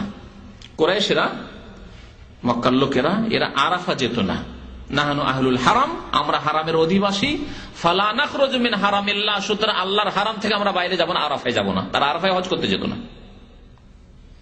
বাইরের লোক যারা দূর দূরান্ত থেকে আসতো তাদেরকে বলতো যে তোমরা বাইরে থেকে এসো, তোমরা বাইরে যাও, তোমরা আরাফা ঘুরে এসো। আল্লাহ বলছেন ফাইজা আফাদতুম মিন আরাফাত, যখন তোমরা আরাফা থেকে ফিরে আসবে, তাহলে হজ করলে আরাফা যেতে হবে, আরাফা হয়ে ফিরে আসতে হবে। নবী করিম সাল্লাল্লাহু আলাইহি সাল্লামের হাদিস এর আগে শুনেছি, আল হাজ্জু আরাফা, হজ হচ্ছে আরাফায় অবস্থানের নাম। আর আরাফায় অবস্থানের সময় হচ্ছে 9 জিলহজ, দুপুর জাওয়ালের সময় থেকে শুরু করে সূর্য অস্তমিত হওয়া পর্যন্ত। সূর্য অস্ত হয়ে যেতে হবে সেখানে, এটা হচ্ছে উত্তম সময়। যদি এই সময়কেও না পায়, রাতের কোন অংশে ফজর আগে আগেও কিছুক্ষণ অবস্থান করতে পারে, আরাফার ওপর দিয়ে অতিক্রম করতে পারে, ভিড় ভাড়ে কোনো কারণে হোক যেতে পারে, রাতের কোন অংশে গেছে তবু হজ হয়ে যাবে, যেমন শুরুতে আমি বলেছি। তো এই ছিল আরাফার অবস্থান, হজের দ্বিতীয় রুকন। হজের তৃতীয় রুকন হচ্ছে বাইতুল্লাহ তাওয়াফ করা। আল্লাহ পাক কোরআনে কারীমে সূরা হজে ইরশাদ করেছেন, ওয়াল ইয়াতাওয়াফু বিল বাইতিল আতীক, তারা যেন প্রাচীন ঘরের তাওয়াফ করে, বাইতুল্লাহর তাওয়াফ। আর এই তাওয়াফ, যেই তাওয়াফ রুকুন, সেই তাওয়াফের নাম হচ্ছে তাওয়াফে ইফাদা। হাদিস আছে তাওয়াফে ইফাদা। ফিকহ কিতাবগুলিতে ওকে তাওয়াফে জিয়ারা বলা হয়। এর নাম হচ্ছে তাওয়াফে ফরজ, তৃতীয় নাম এর, যেহেতু ফরজ। এর নাম হচ্ছে তাওয়াফুল হজ, হজের তাওয়াফ, কারণ এর উপর নির্ভর করছে হজ। যেই তাওয়াফ 10 তারিখে মিনার কাজগুলি সেরে নিয়ে আপনি মক্কা গিয়ে তাওয়াফ করবেন, তাওয়াফে ফাজা বা তাওয়াফে জিয়ারা, সেই দিন করাই হচ্ছে উত্তম। নবী সাল্লাল্লাহু আলাইহি ওয়াসাল্লাম সেই দিনে করেছেন। যদি সেই দিনের নাম সম্ভব হয় তাহলে 11, 12, 13 তারিখে করতে পারেন, অসুবিধা নেই। 4 নম্বরের রুকন হচ্ছে হজের সাফা মারওয়ার সাই করা। আল্লাহ পাক সূরা বাকারায় ইরশাদ করেছেন, ইন্নাস সাফা ওয়াল মারওয়াতা মিন শাআইরিল্লাহ, নিশ্চয়ই সাফা এবং মারওয়া আল্লাহ পাক রব্বুল আলামিনের নিদর্শন সমূহের অন্তর্ভুক্ত। আল্লাহর বহু নিদর্শন রয়েছে, তার 2টি নিদর্শন হচ্ছে সাফা এবং মারওয়া। প্রাচীন ইতিহাস রয়েছে সাফা মারওয়ার, কিন্তু সেই তাওহীদের ইতিহাস, সেই ইসলামের ইতিহাসকে বিকৃত করে মক্কার মুশরিকরা সাফার উপর এক প্রতিমা রেখেছিল আর মারওয়ার উপর এক প্রতিমা রেখেছিল। আর এই 2 প্রতিমার মাঝখানে তারাও তাওয়াফ করত, তারাও সাফা মারওয়া সাই করত, তারাও হজ করত, কিন্তু তারা নিয়ত করত যে যেহেতু এই দেবী দেবতার প্রতিমা রয়েছে সেজন্য আমরা এখানে দৌড় দিচ্ছি, সাফা মারওয়া সাই করছি। দেখছেন, ইন্নামাল আমালু বিন্নিয়াত। মক্কার মুশরিকরা সাফা মারওয়া সাই করে মুশরিক হতো, আর তার পূর্বে ইব্রাহিম আলাইহিস সালামের জামানায় যারা হজ করেছেন তাওহীদের হজ, বা তারপরে যুগ যুগ ধরে তাওহীদের আল্লাহর একত্বের হজ করেছেন, তারা ইবাদত করেছেন। আজকেও মুসলিম বিশ্বের মানুষরা যারা তাওহীদের অন্তর নিয়ে এসে সাফা মারওয়া সাই করে, তারা ইবাদত করে। কিন্তু যারা এসে শিরিক করে, যারা এসে মাওলিদুর রাসূল আল্লাহর নবীর জন্মস্থানে সিজদা করে, যারা এসে মদিনায় এসে নবীর কবরে সিজদা করে, বা বলে মাদাদ ইয়া রাসূল আল্লাহ, বলে মাদাদ ইয়া জিলানী, মাদাদ ইয়া চিশতি, তারা ইবাদত না করে মুশরিক হয়ে যায়, শিরিক করে। এই চারটি ছিল হজের রুকন। হজের ওয়াজিব, হজের ওয়াজিব, হজের ওয়াজিবের কোন একটি যদি ছুটে যায়, কি বলেছি এর আগে বলেছি কিন্তু, হ্যাঁ, তাহলে হজে ত্রুটি হবে। সেজন্য এই ত্রুটিকে সারানোর জন্য দম দিতে হবে, অর্থাৎ একটি করে কুরবানি করতে হবে। এই কুরবানির গোশত নিজে খেতে পারবেন না। হজের তামাত্তু এবং কেরানের যে কুরবানি রয়েছে, মানে প্রত্যেক হজের একটি করে কুরবানি, সেই কুরবানির গোশত নিজেও খান, অথবা নিজ নিজ বাড়িতে যে কুরবানি দিবেন আপনি কুরবানির মৌসুমে নিজেও খান, আত্মীয় স্বজন বন্ধু বান্ধবকে খাওয়ান, গ্রামবাসীকেও খাওয়ান, সচ্ছল সুখী লোকদেরকেও খাওয়ান, আর গরিব দুঃখীদেরকেও খাওয়ান, নিজে খান। কিন্তু এ দম অর্থাৎ হজে ত্রুটি হওয়ার কারণে যে কুরবানি দিচ্ছেন, এই কুরবানি জবাই হইতে হবে মক্কায় এবং মক্কাতুল মুকাররমায়, যে মক্কার ফকির দরিদ্ররা রয়েছে তাদের মাঝে বিতরণ করে দিতে, তাদেরকে দিয়ে দিতে হবে, নিজে খেতে পারবেন না, নিজের পরিবার আত্মীয় স্বজনকে খাওয়াতে পারবেন না। হজের অজেব, হজের অজেব হচ্ছে টোটাল 8টি, তবে কোন কোন কিতাবে 6টি পাবেন, কারণ 2টি অজেব রয়েছে যেগুলি প্রত্যেক হাজির জন্য প্রযোজ্য নয়। এই ওয়াজিবগুলি বর্ণনা করি আপনাদের সামনে। প্রথম ওয়াজিব হচ্ছে মিকাত থেকে ইহরাম বাঁধা, বাইরের লোকদের জন্য। হজের ক্ষেত্রে মানুষ 2 প্রকারের, এক হচ্ছে ভিতরের লোক, অর্থাৎ মিকাতের ভিতরে যারা বসবাস করে, মক্কা আশেপাশে, জেদ্দা পর্যন্ত, এই তাইফের আগ পর্যন্ত, এদিকে মদিনার রাস্তায় মদিনার আগ পর্যন্ত ভিতরে যারা, চারিদিকে যে 5টি মিকাত রয়েছে, মিকাতের ভিতরে যারা বসবাস করে এরা দাখিলি ভিতরের লোক, এরা নিজ নিজ বাড়ি থেকেই ইহরাম বাঁধবে। এটাকে উল্টো আবার ফিরে যেতে হবে না। মদিনার রাস্তা দিয়ে গেলে জুলহালিফা, মদিনা থেকে 10 কিলোমিটার, মদিনা শহরের মধ্যে পড়ে গেছে জুলহালিফা মসজিদ হচ্ছে মিকাত। এখন তারপরে 100 কিলোমিটার দূরে ভিতরে যাদের বাড়ি আছে তারাকে বলা হবে না, বা 200 কিলোমিটার দূর থেকে যাই তোমরা মিকাতে ফিরে যাও, না, সরাসরি বাড়ি থেকে ইহরাম বাঁধবে এবং মক্কার উদ্দেশ্যে রওনা হবে। কিন্তু যারা বাইরে থেকে আসছে আফাকি ওদেরকে বলে, আফাক অর্থাৎ পৃথিবীর বিভিন্ন দিগন্ত থেকে আসছে, বাইরের লোক যারা আসছে তাদের জন্য ওয়াজিব হচ্ছে দ্বিতীয় ওয়াজিব। কি বললাম না, এটি প্রথম ওয়াজিব না, প্রথম ওয়াজিব হচ্ছে মিকাত থেকে ইহরাম বাঁধা, অর্থাৎ মিকাতে গিয়ে নিয়ত করবেন লাব্বাইক হাজ্জান বা লাব্বাইক উমরা, যে হজ করছেন সেই হিসেবে আপনি বলবেন। এটি নিয়ত করা হচ্ছে অন্তরে, অন্তরে নিয়ত করতে হয়। আর হজের ক্ষেত্রে অথবা উমরার ক্ষেত্রে নবী করিম সাল্লাল্লাহু আলাইহি সাল্লাম লাব্বাইক শব্দ দিয়ে ইবাদতকে নির্ধারণ করেছেন, নিয়ত করা নয় এটি। কারণ অনেকে বলে, এই সংশয় দূর করার জন্য বলছি আপনাদেরকে, বুঝেন ব্যাপারটি।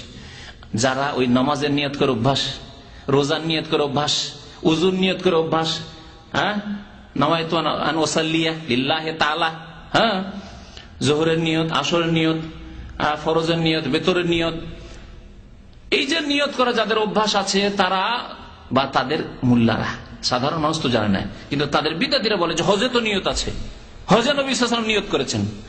কোথায়? আপনি বলছেন নাওয়াইতু, আমি নিয়ত করছি। নবী করিম সাল্লাল্লাহু আলাইহি ওয়াসাল্লাম কি বলেছেন? নাওয়াইতুল হাজ্জা বলেছেন। ভালো করে বুঝেন, নবী সাল্লাল্লাহু আলাইহি ওয়াসাল্লাম কি নাওয়াইতুল হাজ্জা বলেছেন? আল্লাহুম্মা ইন্নী নাওয়াইতুল উমরা বলেছেন? যদি আজ বিদাতি কিতাবগুলিতে আল্লাহুম্মা ইন্নী নাওয়াইতুল উমরাতা, আল্লাহুম্মা ইন্নী নাওয়াইতুল হাজ্জা এসব কথা লেখা আছে, কিন্তু নবী করিম সাল্লাল্লাহু আলাইহি ওয়াসাল্লাম বলেননি, বলতে বলেননি, শেখাননি। নাওয়াইতু বলা অর্থাৎ আমি নিয়ত করছি, এ কথা বলা ইসলামে নেই, ইসলামে নেই। মানুষের কথায় আছে, বিদাতিদের কথায় আছে, বিদাতিদের কিতাবে আছে, তাদের তরিকায় আছে, ইসলামী তরিকায় রাসূলুল্লাহ সাল্লাল্লাহু আলাইহি ওয়াসাল্লাম হজে নেই। তার নবী সাল্লাল্লাহু আলাইহি ওয়াসাল্লাম হজে আছে কি? হজ উমরার ক্ষেত্রে হ্যাঁ, লাব্বাইক উমরা, আল্লাহ হাজির হয়েছি উমরার উদ্দেশ্যে, লাব্বাইক হাজ্জান, আল্লাহ হজের উদ্দেশ্যে লাব্বাইক বলছি, হাজির হয়েছে তোমার দরবারে। এটি যদি নিয়ত হতো উচ্চারণ করা, তাহলে আল্লাহর নবী বলতেন সাল্লাল্লাহু আলাইহি ওয়াসাল্লাম আল্লাহুম্মা ইন্নী নাওয়াইতুল উমরা, নাওয়াইতুল হাজ্জা, নাওয়াইতু হাজ্জান, কখনো বলেননি। সুতরাং এই দিয়ে সংশয়ে পড়বেন না। আর কেউ যদি আপনাকে ধোকা দিতে চায়, চোখে ধুলো ছিটিয়ে বলতে পারে দেখো এই তো নিয়ত আছে হজের ক্ষেত্রে, না, কখনো না, নিয়ত নেই ইসলামে। নিয়ত উচ্চারণ করা নেই, নিয়তের সম্পর্ক হচ্ছে অন্তরের সাথে। আর খুব সাধারণ ভাষায় আমরা বুঝছি যে নিয়ত মানে মনের ইচ্ছা করা। যদি হজে না যেতে পারি তো ঈদটা দেশে করার নিয়ত আছে, বলেন না আপনারা? অনেকে বলছেন যদি হজে যেতে পারলাম, যদি না যেতে পারি, বা হজের পরে, হজ থেকে ফিরে আসার পরে আমার দেশে যাওয়ার নিয়ত আছে, কি বলেছেন নাওয়াইতু সাফারা ইলা বাংলাদেশ? আবার তারপরে কোন এয়ারলাইন্সে যাচ্ছেন? যেমন নামাজে গদ বাঁধা একবারে নামাইতু সালাতুজ যোহর আর কিবলামুখী হয়ে, বলছেন না, বলছেন কিনা? ফরজ হলে ফরজ, সুন্নত হলে সুন্নত, বেতর হলে বেতর, এভাবে বলছেন। তাহলে ফ্লাইটটাও বলতে হয় যে খতুত বাংলাদেশিয়া বাংলাদেশ বিমানে যাচ্ছেন, না খতুত সৌদিয়া যাচ্ছেন, না খতুত কুয়েতি এয়ারলাইন্সে যাচ্ছেন, না গালফ এয়ারে যাচ্ছেন, তাইরানুল খালিজে যাচ্ছেন। তাহলে বলতে হয়। কত শিখবেন আপনি বিদাতি কথা, মরে যাবেন। বিদাত শিখতে শিখতে এই জন্য বাংলা ভাষীরা অধিকাংশই কোরআন পড়তে পারেন। 6 মাস 1 বছর শুধু নামাইতো মুখস্থ মক্তবে, আর এমন মার দিয়েছে ওরে বাপরে বাপ, নামাইতোই মুখস্থ করতে পারলাম না, তার কোরআনে কি পৌঁছিতে পারবো? কোরআনে পৌঁছিতে পারেনি। ইসলামে নামাইতো গদ বাঁধা নিয়ত নেই, নিয়ত হচ্ছে অন্তরের কাজ। এখন আপনাদের নিয়ত আছে যে আলোচনা শেষ হলে, কারণ নিয়ত আছে সবজি কিনতে যাবেন, মাছ কিনতে যাবেন, বাজারে শিখো যাবেন। কারণ নিয়ত আছে বাসায় তাড়াতাড়ি ঘুমাবো। যে খেয়ে দিয়ে এসছেন বাসায় গিয়ে ঘুম দেবো, এই নিয়ত আছে। আর যে খেয়ে দিয়ে আসেননি বাসায় গিয়ে পাকশাক করতে হবে, এই নিয়ত আছে। এগুলো নিয়ত নেই, নামাইতো পড়েছেন নাকি? আচ্ছা বলবে এগুলো দুনিয়ার কাজ। এখানে দিন শোনা, ইসলামের কথা শোনা, এটি দিনের কাজ নয়? এটি কি ইবাদত নয়? সওয়াবের কাজ নয়? এমন কে আছেন যে নামাইতু আন আযহাবা ইলা মাকতাবিল জালিয়াত, আমি নিয়ত করছি যে ইসলামী সেন্টারে যাব, বলে এসছেন কেউ? তাহলে ইন্নামাল আমালু বিন্নিয়াত, যে কোন আমল নির্ভর করে নিয়তের উপর। আপনি নিয়ত বলেননি, তাহলে নেকি পাবেন? যদি নিয়ত উচ্চারণ করা জরুরি হইতো বা সুন্নত হতো বা ইসলামে থাকতো, তাহলে নাকি পেতেন না আপনারা।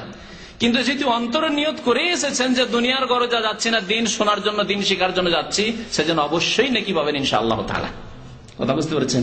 কিন্তু বিদাতি ফর্মুলা যদি ধরেন যে নামাইতো না পড়লে নেকি হয় না, নামাজ হয় না, রোজা হয় না, হজ হয় না, তেমনি ইসলামী সেন্টারে এসে আপনার দিন শুনে, ইসলামী কথা শুনে নেকি হয় না, যদি নামাইতো পড়া জরুরি হইত। যারা বিদাতপন্থী তারা তো বলুন ইসলামী সেন্টারে, আচ্ছা ঠিক আছে, তাদের ইজতেমার কথাই নেন। বিশ্ব ইজতেমাতে যে ভাইয়েরা যায় বা জামাত ইসলামের সংগঠনে তাদের যে কনফারেন্স সম্মিলন হয়, যারা যায় তারা নামাইতো পড়ে যান নাকি? নেকির উদ্দেশ্যে তো যান। বিশ্ব ইজতেমায় নেকির উদ্দেশ্য না করলে কি এত লোক আসে? মনে করেন যে এরই বাপরে এখানেই নাজাত রয়েছে, এইখানেই সব নাজাত রয়েছে, সব গুনাহ খাতা মাফ হয়ে যাবে। মন্ত্রী মিনিস্টার থেকে শুরু করে সবাই সেখানে হাজির, একবার আখেরি মোনাজাত।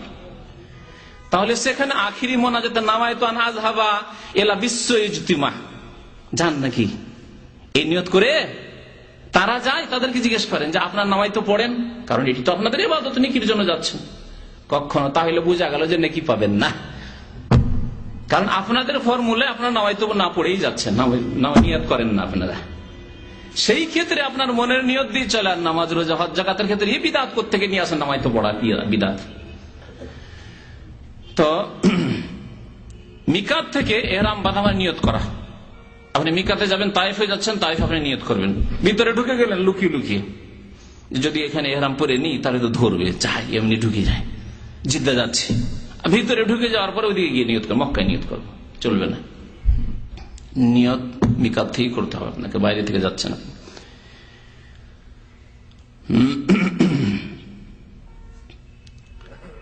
তারপরে দ্বিতীয় ওয়াজিব শোনেন, আরাফায় অবস্থান করা সূর্য অস্তমিত হওয়া পর্যন্ত। এমনি আরাফায় অবস্থান করা হচ্ছে রুকুন, আর সূর্য ডুবিয়ে দেওয়া পর্যন্ত থাকা হচ্ছে ওয়াজিব। কেউ যদি সূর্য ডুবার আগে বেরিয়ে যায়, সূর্য অস্ত হওয়ার আধা ঘন্টা আগে বেরিয়ে গেল, তাহলে তার ওয়াজিব ছুটে গেল। দিনে শুধু থাকলো রাত, রাতের কিছু অংশ নিল না। 3 নম্বর ওয়াজিব হচ্ছে আল মাবিত বে মুজদালিফা, মুজদালিফায় 10 তারিখে রাত্রি যাপন করা হচ্ছে। 4 নম্বরের ওয়াজিব হচ্ছে, এখন 10 তারিখে আসুন, 10 তারিখে কি কাজ করেন?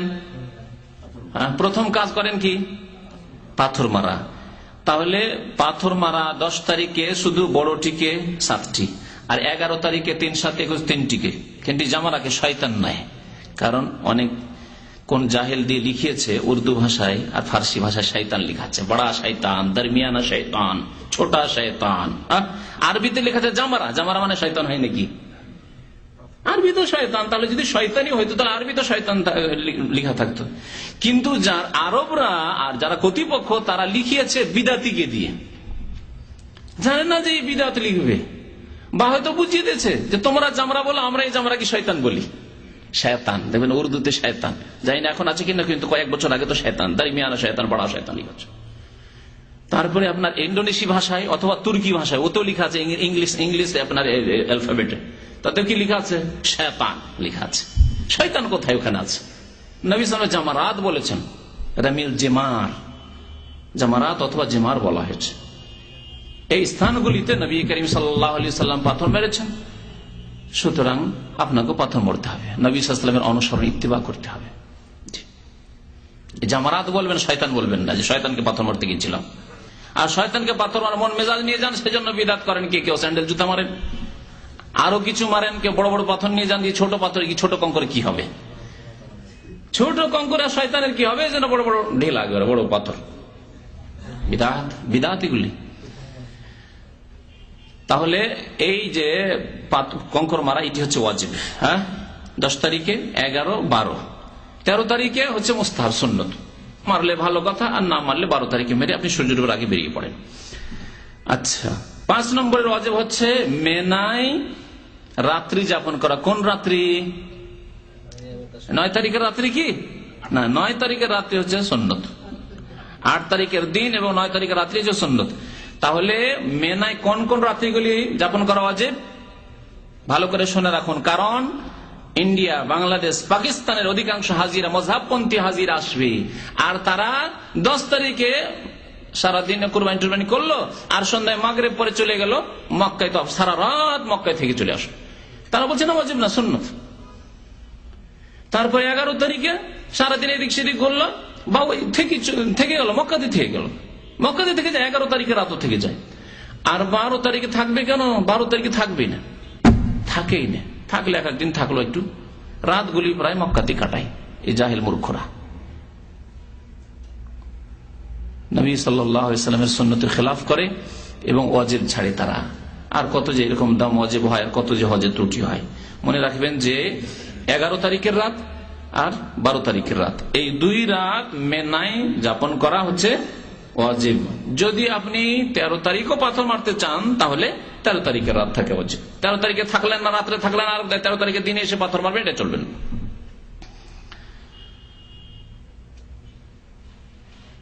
তারপরে আরেকটি ওয়াজিব হচ্ছে, আর কোন ওয়াজিব আছে? হ্যাঁ জি, মাথা মুন্ডন করা। কি মাথা মুন্ডন করা হচ্ছে ওয়াজিব। মাথা মুন্ডন করা ওয়াজিব না মাথা ছোট করলে চলবে? দুটোর একটা করতে হবে, দুটোর একটা ওয়াজিব। উত্তম হচ্ছে মাথা মুন্ডন করা।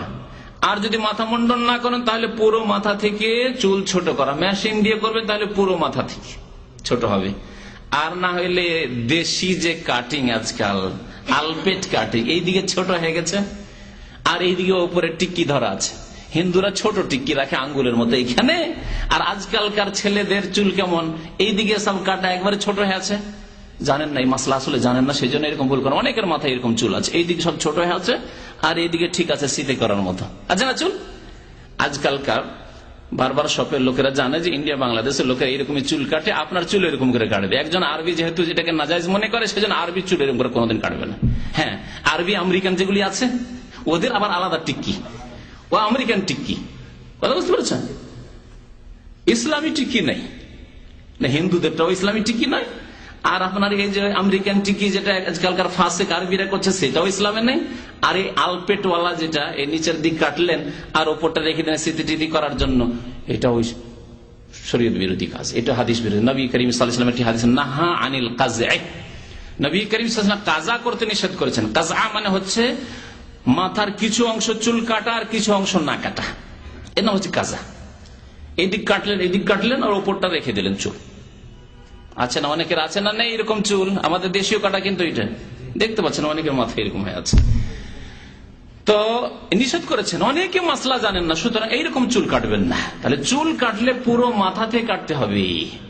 এটা যদি এমনি অবস্থায় হয়, তাহলে হজ উমরা থেকে ফারেক যখন হচ্ছেন, পুরো মাথা থেকে চুল কাটা হইতে হবে। এজন্য মেশিন লাগাই হচ্ছে সবচেয়ে উত্তম, তাহলে পুরো মাথা থেকে আপনি চুল নিতে পারবেন। আর যদি কেচি দিয়েই কাটতে চান, যে না আমি আরো সুন্দর করে চুল রাখতে চাই, বিশেষ করে হজের পরে যারা দেশে যায়, কারণ জানি আমি এরকম লোকদেরকে, দেশে যাব মাথা নেড়া নিয়ে কেমন করে যাব, তো চুল রাখবো, ঠিক আছে, ভালোভাবে গোটা মাথা থেকে চুল কাটে না। নবী করিম সাল্লাল্লাহু আলাইহি ওয়াসাল্লাম 3 বার দোয়া দিয়েছেন মাথা মুন্ডনকারীদেরকে, আর চতুর্থবারে দোয়া দিয়েছেন মাথার চুল ছোটকারীদেরকে। সুতরাং মাথা মুন্ডন করে হচ্ছে উত্তম। নবী সাল্লাল্লাহু আলাইহি ওয়াসাল্লাম যে হজ করেছেন তার বড় চুল ছিল, তার সত্ত্বেও তিনি কি করেছিলেন? মাথা মুন্ডন করেছেন। আল্লাহুম্মা আরহামিল মুহাল্লিকিন, আল্লাহুম্মা আরহামিল মুহাল্লিকিন। আল্লাহ কোরআনে কারিমে আল্লাহ মাথা মুন্ডনকারীদের কথা আগে উল্লেখ করেছেন, মুহাল্লিকিনা রুউসাকুম ওয়া মুকাসসিরিনা লা তাখাফুন। মুহাল্লিকিনের কথা উল্লেখ করেছেন আর মুকাসসিরিনের কথা, চুল খাটোকারীদের কথা উল্লেখ করেছেন, কিন্তু প্রথম উল্লেখ করেছেন মাথা মুন্ডনকারীদের কথা। 6টি কি হলো? ওয়াজিব হলো। এগুলি হচ্ছে সবার জন্য। মহিলাদের ক্ষেত্রে মাথা মুন্ডন নেই, মাথা মুন্ডন জায়েজ নাই। মাথার চুল ছোট করবে, কতটা? বেশি নয়, 1 আঙ্গুল নয়, আঙ্গুলের একটা পোর, যে একটা জোড় আছে, এই যে এই এতটুকু অল্প করে ধরবে আর ধরে একটু করে কাটবে। আর এটা নিজেই কাটবে অথবা নিজ স্বামী অথবা মাহরাম ব্যক্তি, অন্য কোন পুরুষকে দিয়ে নয়, অন্য কোন পুরুষকে দিয়ে চুল কাটানো জায়েজ নাই, নিজে কাটতে পারে। আরেকটি মাসলা এখানে মনে রাখেন, নিজে হালাল হওয়ার জন্য নিজের চুল নিজেই কাটা যেতে পারে।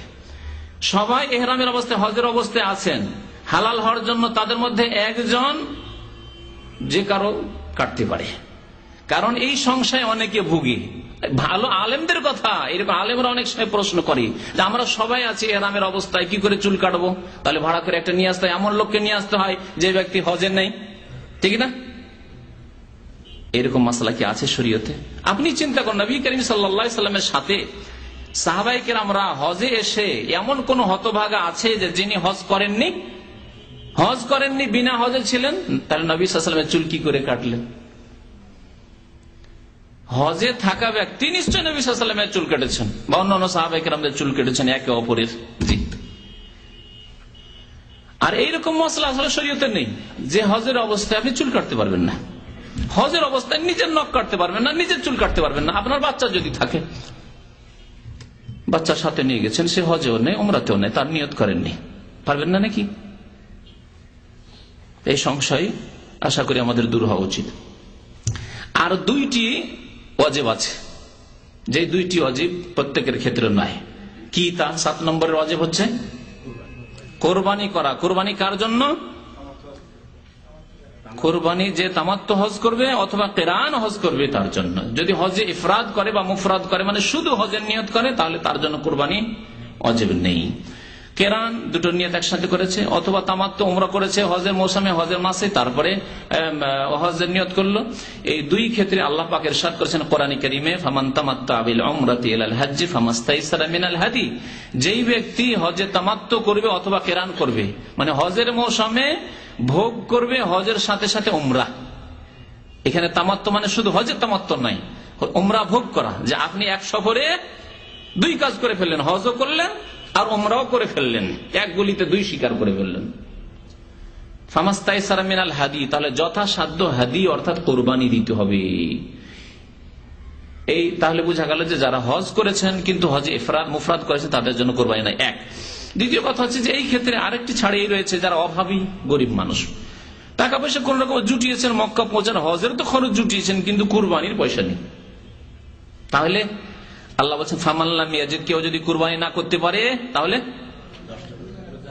ফাসিয়ামু সালাসাতি আইয়ামিন ফিল হজ, হজে থাকতে ওখানে 3টি রোজা করে চলে আসবেন, সিয়াম পালন করে চলে আসবেন। ওয়া সাবআতিন ইযা রাজাতুম, আর 7টি রোজা বাড়ি এসে করবে। 3টি রোজা রাখবেন কোন দিনে? যদি 7 তারিখে পৌঁছেছে 7-8 তারিখ রেখে নেন, 9 তারিখ আরফার দিনে রোজা রাখিয়েন না, এটি ভালো, কারণ আরফার দিনে বড় ইবাদত রয়েছে, জিকির আজকার দোয়াতে মশগুল থাকবেন, হয়তো সেই সময় ক্লান্ত হয়ে গেলে ভিড় ভাড়ে অসুবিধা আছে। 10 তারিখে ঈদের দিনে রোজা রাখা হারাম, জায়েজই নয়, সুতরাং 10 তারিখে রাখবেন না। তাহলে যদি আর বাকি থাকে তাহলে 11-12তে রেখে নেন।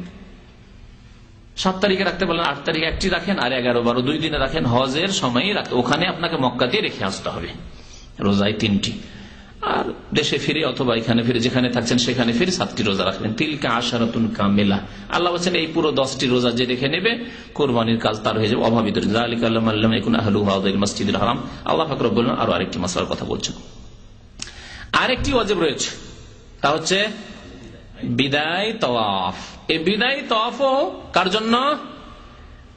যারা মক্কার বাইরের লোক কাবা থেকে বিদায় নিচ্ছেন, বাইতুল্লাহ থেকে বিদায় নিচ্ছেন, মক্কাতুল মুকাররমা থেকে বিদায় নিচ্ছেন, যাচ্ছি আল্লাহ, যাচ্ছি তোমার ঘর থেকে, আল্লাহ আবার তুমি তৌফিক দিও বারবার যাতে করে আসতে পারে। নবী করিম সাল্লাল্লাহু আলাইহি ওয়াসাল্লাম যখন হজ শেষ হলো, বিদায় হজ, তখন বললেন লা ইয়ানফিরান্না আহাদুকুম মিন হাযাল বাইত হাত্তা লা ইয়ানফিরান্না আহাদুকুম হাত্তা ইয়াকুনা আখির আহাদিহিম বিহাযাল বাইত। তোমাদের কেউ যাতে করে নিজ এলাকা নিজ দেশের জন্য সফর না করে যতক্ষণ পর্যন্ত তার শেষ সাক্ষাৎ বাইতুল্লাহর সাথে না হবে। অর্থাৎ শেষে বাইতুল্লাহর তওয়াফ করেন, 7 চক্কর লাগাবেন, বিদায় তওয়াফুল বেদা, বিদায় তওয়াফের নিয়তে, তারপরে 2 রাকাত নামাজ পড়বেন। এটা একবারে সফর শুরু হতে যাচ্ছে তার একটু আগে। এমন নয় যে আপনি সকালে বিদায় তওয়াফ করে বসে আছেন আর সারাদিন কেনাকাটা বাজার করছেন, সন্ধ্যায় বের হবেন না, এত আগে না। সফর আপনার শুরু হতে যাচ্ছে তার 2-1 ঘন্টা আগে। তারপরে আপনি দুনিয়ার কোনো কাজকর্ম না করে, দেখা সাক্ষাৎ কারো সাথে করতে হয়, দেখা সাক্ষাৎ করে নেন, তারপরে বিদায় তওয়াফ করেন। তবে 1-2 ঘন্টা যদি, আজকাল ভিড় ভাড়ের সময়, অসুবিধা নেই। বেশি যদি বিলম্ব হয়ে যায়, সকালে বিদায় তওয়াফ করে নিয়েছেন, মনে করছেন দুপুরে চলে যাব, শুনতে পেলেন যে না গাড়ি কালকে যাবে, কালকে সকালে যাবে, তাহলে আবার বিদায় তওয়াফ করতে হবে আপনাকে শেষ রাত্রের দিকে।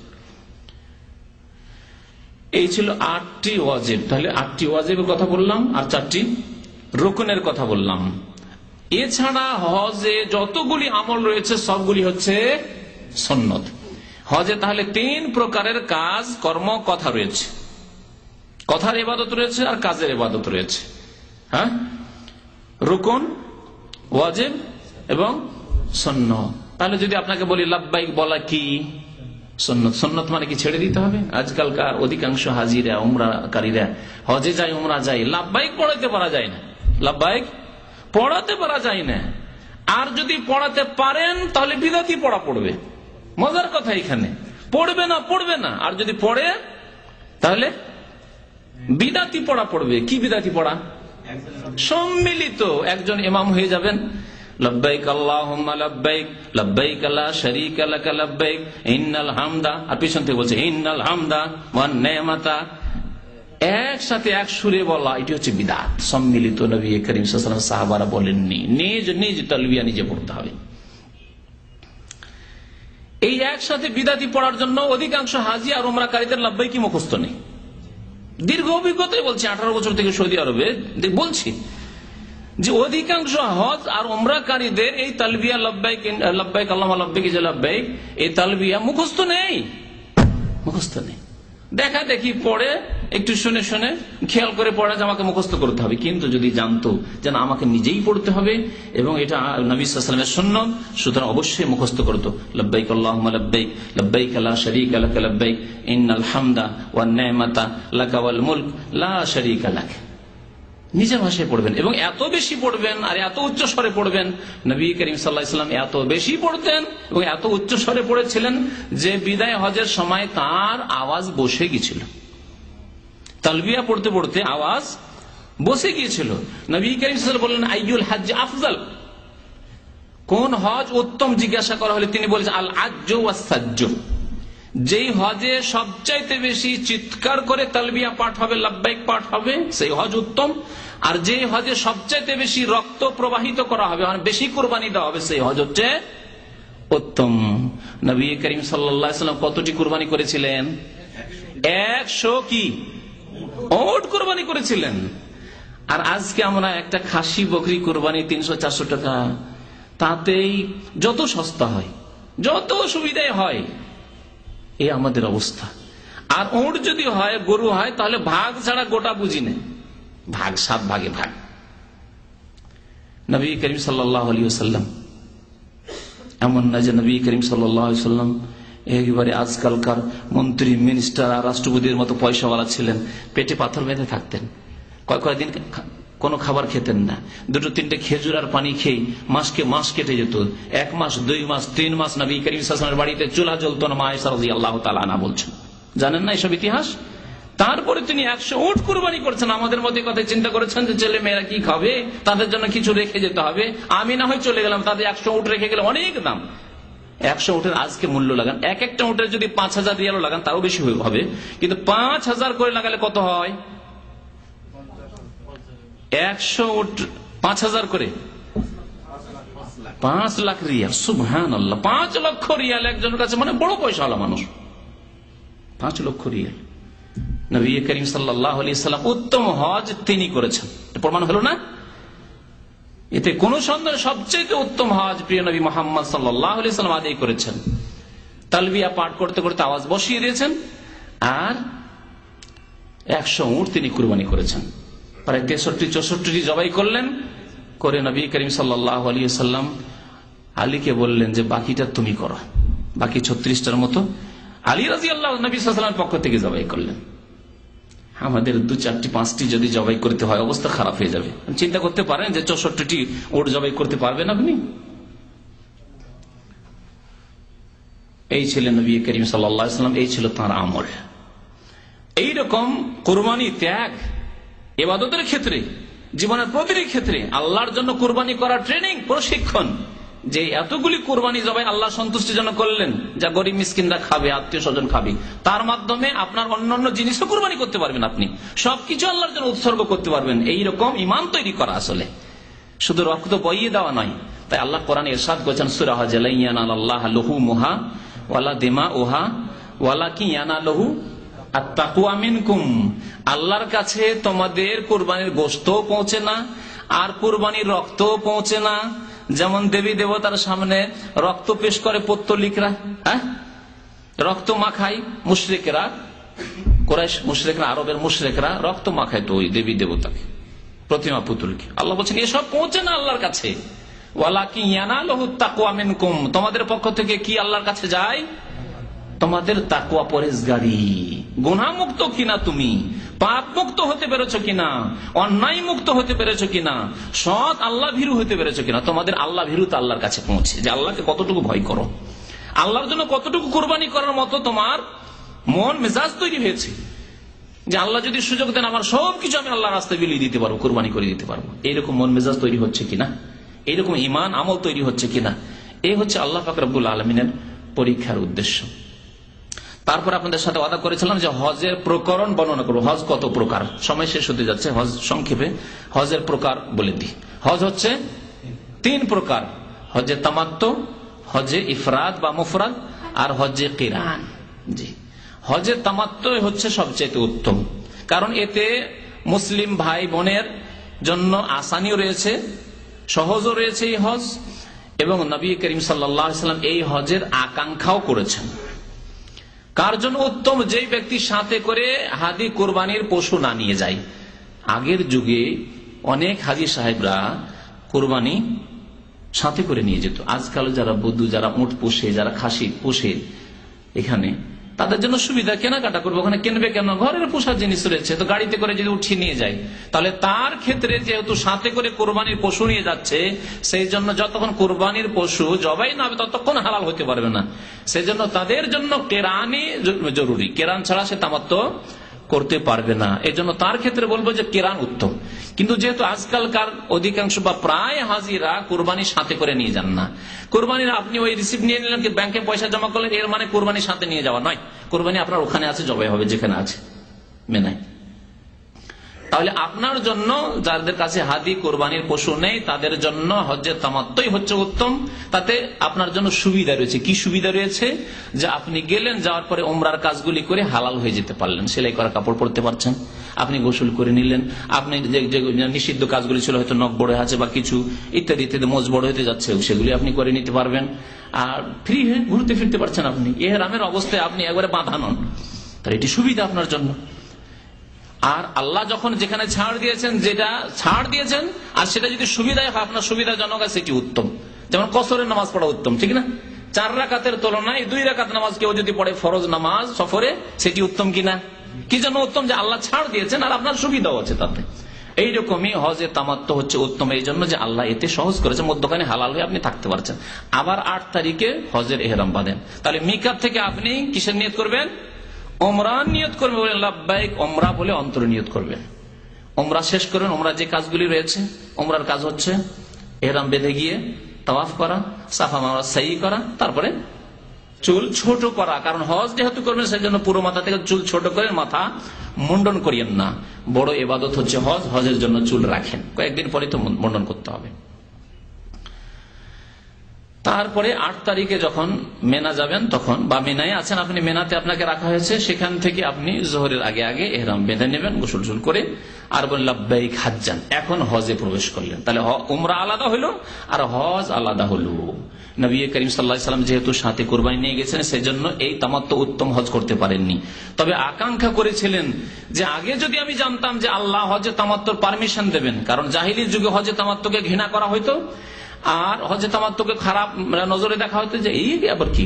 আচ্ছা, হজে তামাত্তুতে মধ্যখানে যেহেতু হালাল হয়ে গেলেন, স্ত্রী হালাল হয়ে গেল আপনার জন্য, সাথে থাকলে, সুযোগ সুবিধা থাকলে, আপনার সেপারেট ঘর রয়েছে, আপনার হোটেল রয়েছে, পয়সা রয়েছে। জাহিলি যুগের লোকেরা বলতো যে কেমন কথা হইলো, হজে এসেছে আর স্ত্রী স্পর্শ করবো না, স্পর্শ করবো না, খুব খারাপ কাজ এটি। ইসলাম আসার পরে নবী করিম সাল্লাল্লাহু আলাইহি সাল্লামের কাছে ওহী যতক্ষণ না এসেছিল ততক্ষণ পর্যন্ত তিনিও ভাবছিলেন যে হজে তামাত্তু করাটা ভালো কাজ নাই। সুতরাং তিনি হজে কেরানের নিয়তে গিয়েছিলেন, আর তার সাথে আবার হাদিও নিয়ে নিয়েছিলেন। পরে যখন মক্কার কাছাকাছি পৌঁছলেন বা মক্কায় পৌঁছে গেলেন, তখন ওহী আসলো যে তোমার উম্মতের সাহাবায়ে কেরামদের মধ্য থেকে যারা তামাত্তু করতে চায়, তাদের কাছে হাদি নেই, তারা তামাত্তু করে নিতে পারে, অর্থাৎ উমরা করে হালাল হয়ে যেতে পারে। তখন নবী করিম আকাঙ্ক্ষা করেছেন, লাউ ইস্তাকবালতু মিন আমরি মাস্তাদবারতু, আমি যদি আগে জানতাম গায়বের কথা, অদৃশ্যের কথা, যা এখন জানলাম যে আল্লাহ তামাত্তুর অনুমতি দিয়েছেন, তাহলে মাসুকতুল হাদি, কুরবানির পশু সাথে নিয়ে আসতাম না, ওয়ালা জাআলতুহা উমরা, আর উমরার নিয়তে পরিবর্তন করে নিতাম, হজে তামাত্তু করতাম। আশা করেছেন, তাহলে নবী উত্তমের আকাঙ্ক্ষা করেছেন কিনা, সেজন্য তামাত্তু করা উত্তম। তারপরে হচ্ছে কেরান, যেহেতু কেরানে হজ উমরা দুটোই রয়েছে, সুতরাং 2 নম্বরে তা হচ্ছে উত্তম। আর 3 নম্বরে হচ্ছে ইফরাদ, শুধু হজ করা। যারা কোরবানি দিতে পারবেন, অবশ্যই কোরবানি নাও দিতে পারলে রোজা রাখেন, কিন্তু হজে ইফরাদে যেন না, হজে ইফরাদের চাইতে হজে কেরান করা উত্তম, কারণ হজের সাথে সাথে আপনার উমরাও হয়ে যাচ্ছে। হজে কেরানে মিকাত থেকে শুধু, হজে কেরানে কি করবেন, মিকাত থেকে ইহরাম বাঁধবেন আপনি, এবং এখানে একসাথে দুটোর ইহরাম বাঁধবেন, হজের ইহরাম এবং উমরার। বলবেন লাব্বাইক উমরাতান ওয়া হাজ্জান, আল্লাহ হাজির হয়েছি উমরা এবং হজ উভয়ের উদ্দেশ্যে, 2 উদ্দেশ্যে, এবং একসাথে নিয়ত করেছেন আপনি দুটো। এই যে নিয়ত করে গেলেন, মক্কা গিয়ে তাওয়াফে কুদুম করলেন, যা হজে কেরানের ক্ষেত্রে সুন্নত। হজে তামাত্তুর ক্ষেত্রে যেহেতু উমরার তাওয়াফ ছিল, সেজন্য সেটি ফরজ ছিল। হজে কেরানের ক্ষেত্রে যেহেতু একসাথে দুটো নিয়ত রয়েছে, এই প্রথম তাওয়াফ হচ্ছে সুন্নত, আর তারপরে সাফা মারওয়া সাইটা যদি করে রেখে দেন তো এই সাই যথেষ্ট হবে। আগামীতে আর তাওয়াফে ইফাজা বা জিয়ারার পরে আর সাই করতে হবে না। এখানে একটি সুবিধা আপনার জন্য রয়েছে। এখনই ভিড়ভাড় হয়তো অনেকটাই কম আছে তুলনামূলক 10-11 তারিখের চাইতে, সুতরাং এখানে যদি সাফা মারওয়া সাইটা করে রেখে দেন তাহলে আপনার জন্য ভালো রয়েছে, যারা কেরান করবেন তাদের জন্য। তারপরে আপনি হালাল হতে পারছেন না, কারণ দুটোকে একসাথে মিলিয়ে নিয়েছেন। 10 তারিখে আপনি হালাল হবেন চুল কেটে, যেসব কাজকর্ম রয়েছে। এ ছিল হজে কেরান। হজে ইফরাদ হচ্ছে সংক্ষেপে মিকাত থেকে ইহরাম বাঁধবেন, বাইরে থেকে যাচ্ছেন আপনি, বলবেন শুধু লাব্বাইক হাজ্জান, আল্লাহ হাজির হয়েছি হজের উদ্দেশ্যে, শুধু হজের উদ্দেশ্যে আপনি হাজির হয়েছেন। এইভাবে হচ্ছে হজ 3 প্রকারের আল্লাহ সুবিধা করেছেন, যেটি যার জন্য সুবিধা হয়। বিশেষ করে সময় যদি কম থাকে, অনেক সময় গাড়ি পৌঁছিতে দেরি হয়ে গেল, 8 তারিখ হয়েই গেল, 8 তারিখ হয়ে গেল, 8 তারিখে হাজী সাহেবরা অবস্থান করছে মেনায়, চলে গেছে, সুন্নত শুরু হয়ে গেছে মেনায়। সুতরাং সেই সময় যদি আপনি হজ উমরাকে আলাদা করে উমরা করেন, তাহলে উমরার সাফা মারওয়া সাই করতে দেরি হতে পারে, বিলম্ব হতে পারে। তা না করে আপনি দুটো নিয়ত একসাথে করে নেন, হজ এবং উমরা একসাথে করে নেন, হজে কেরান করে নেন। কিন্তু যদি সময় থাকে, 7 তারিখে 6 তারিখে পৌঁছে গেছেন, তাহলে আপনার জন্য উচিত হবে তামাত্তু করা, যেহেতু নবী সাল্লাল্লাহু আলাইহি ওয়াসাল্লাম সমস্ত সাহাবায়ে কেরামদেরকে তামাত্তুর আদেশ দিয়েছেন। তবে জায়েজ 3টি হজ রয়েছে। এখান থেকে আজকের হজের আলোচনা শেষ করে দিচ্ছি। আল্লাহ যেন আমাদেরকে নেক আমল তৌফিক দান করেন, আল্লাহ আমাদেরকে ফরজ হজ আদায় করার জন্য তৌফিক দান করেন। যেসব ভাইরা এখনো হজ করতে পারেননি ফরজ, তাদের আল্লাহ ফরজ আদায় করার তৌফিক দান করেন। যেসব ভাইরা হজ করেছেন তাদেরকে আরো বেশি নফল হজ আদায় করার তৌফিক দান করেন। আল্লাহ আমাদের দুনিয়াতেও বরকত দান করেন, রুজিতে বরকত দান করেন। আল্লাহ আমাদের স্বাস্থ্যে যেন বরকত দান করেন। আল্লাহ আমাদের ছেলে মেয়ে ধন দৌলতে আল্লাহ বরকত দান করেন। আল্লাহ আমাদের গুনাহ খাতা যেন মাফ করে দেন। আল্লাহ আমাদেরকে যেন 5 ওয়াক্ত নামাজ কায়েম করার তৌফিক দান করেন। আল্লাহ আমাদের আত্মীয় স্বজন যারা মারা গেছেন তাদের আল্লাহ জান্নাতবাসী করেন, গুনাহ খাতা মাফ করে দেন। যারা অসুস্থ রয়েছেন তাদের আরোগ্যতা দান করেন। আল্লাহ যারা গুমরাহ হয়ে রয়েছে তাদেরকে আল্লাহ হিদায়াত দান করেন। যারা শিরক বিদআতে লিপ্ত রয়েছে তাদেরকে আল্লাহ হক কথা সত্যকে বোঝার জন্য তৌফিক দান করেন। আল্লাহ তাদেরকে তওবা করার জন্য তৌফিক দান করেন। যারা পাপের জীবনে রয়েছে আল্লাহ তাদেরকে পাপ মুক্ত জীবন যাপনের জন্য আল্লাহ তৌফিক দান করেন, তওবা করার জন্য আল্লাহ তৌফিক দান করেন। রব্বানা আতিনা ফিদ দুনিয়া হাসানাহ ওয়া ফিল আখিরাতি হাসানাহ ওয়া কিনা আযাবান নার। ওয়া সাল্লাল্লাহু আলা নাবিয়িনা মুহাম্মদ ওয়া আলা আলিহি ওয়া সাহবিহি আজমাইন। قال رسول الله صلى الله عليه وسلم: لأن يهدي الله بك رجلا واحدا خير لك من حمر النعم.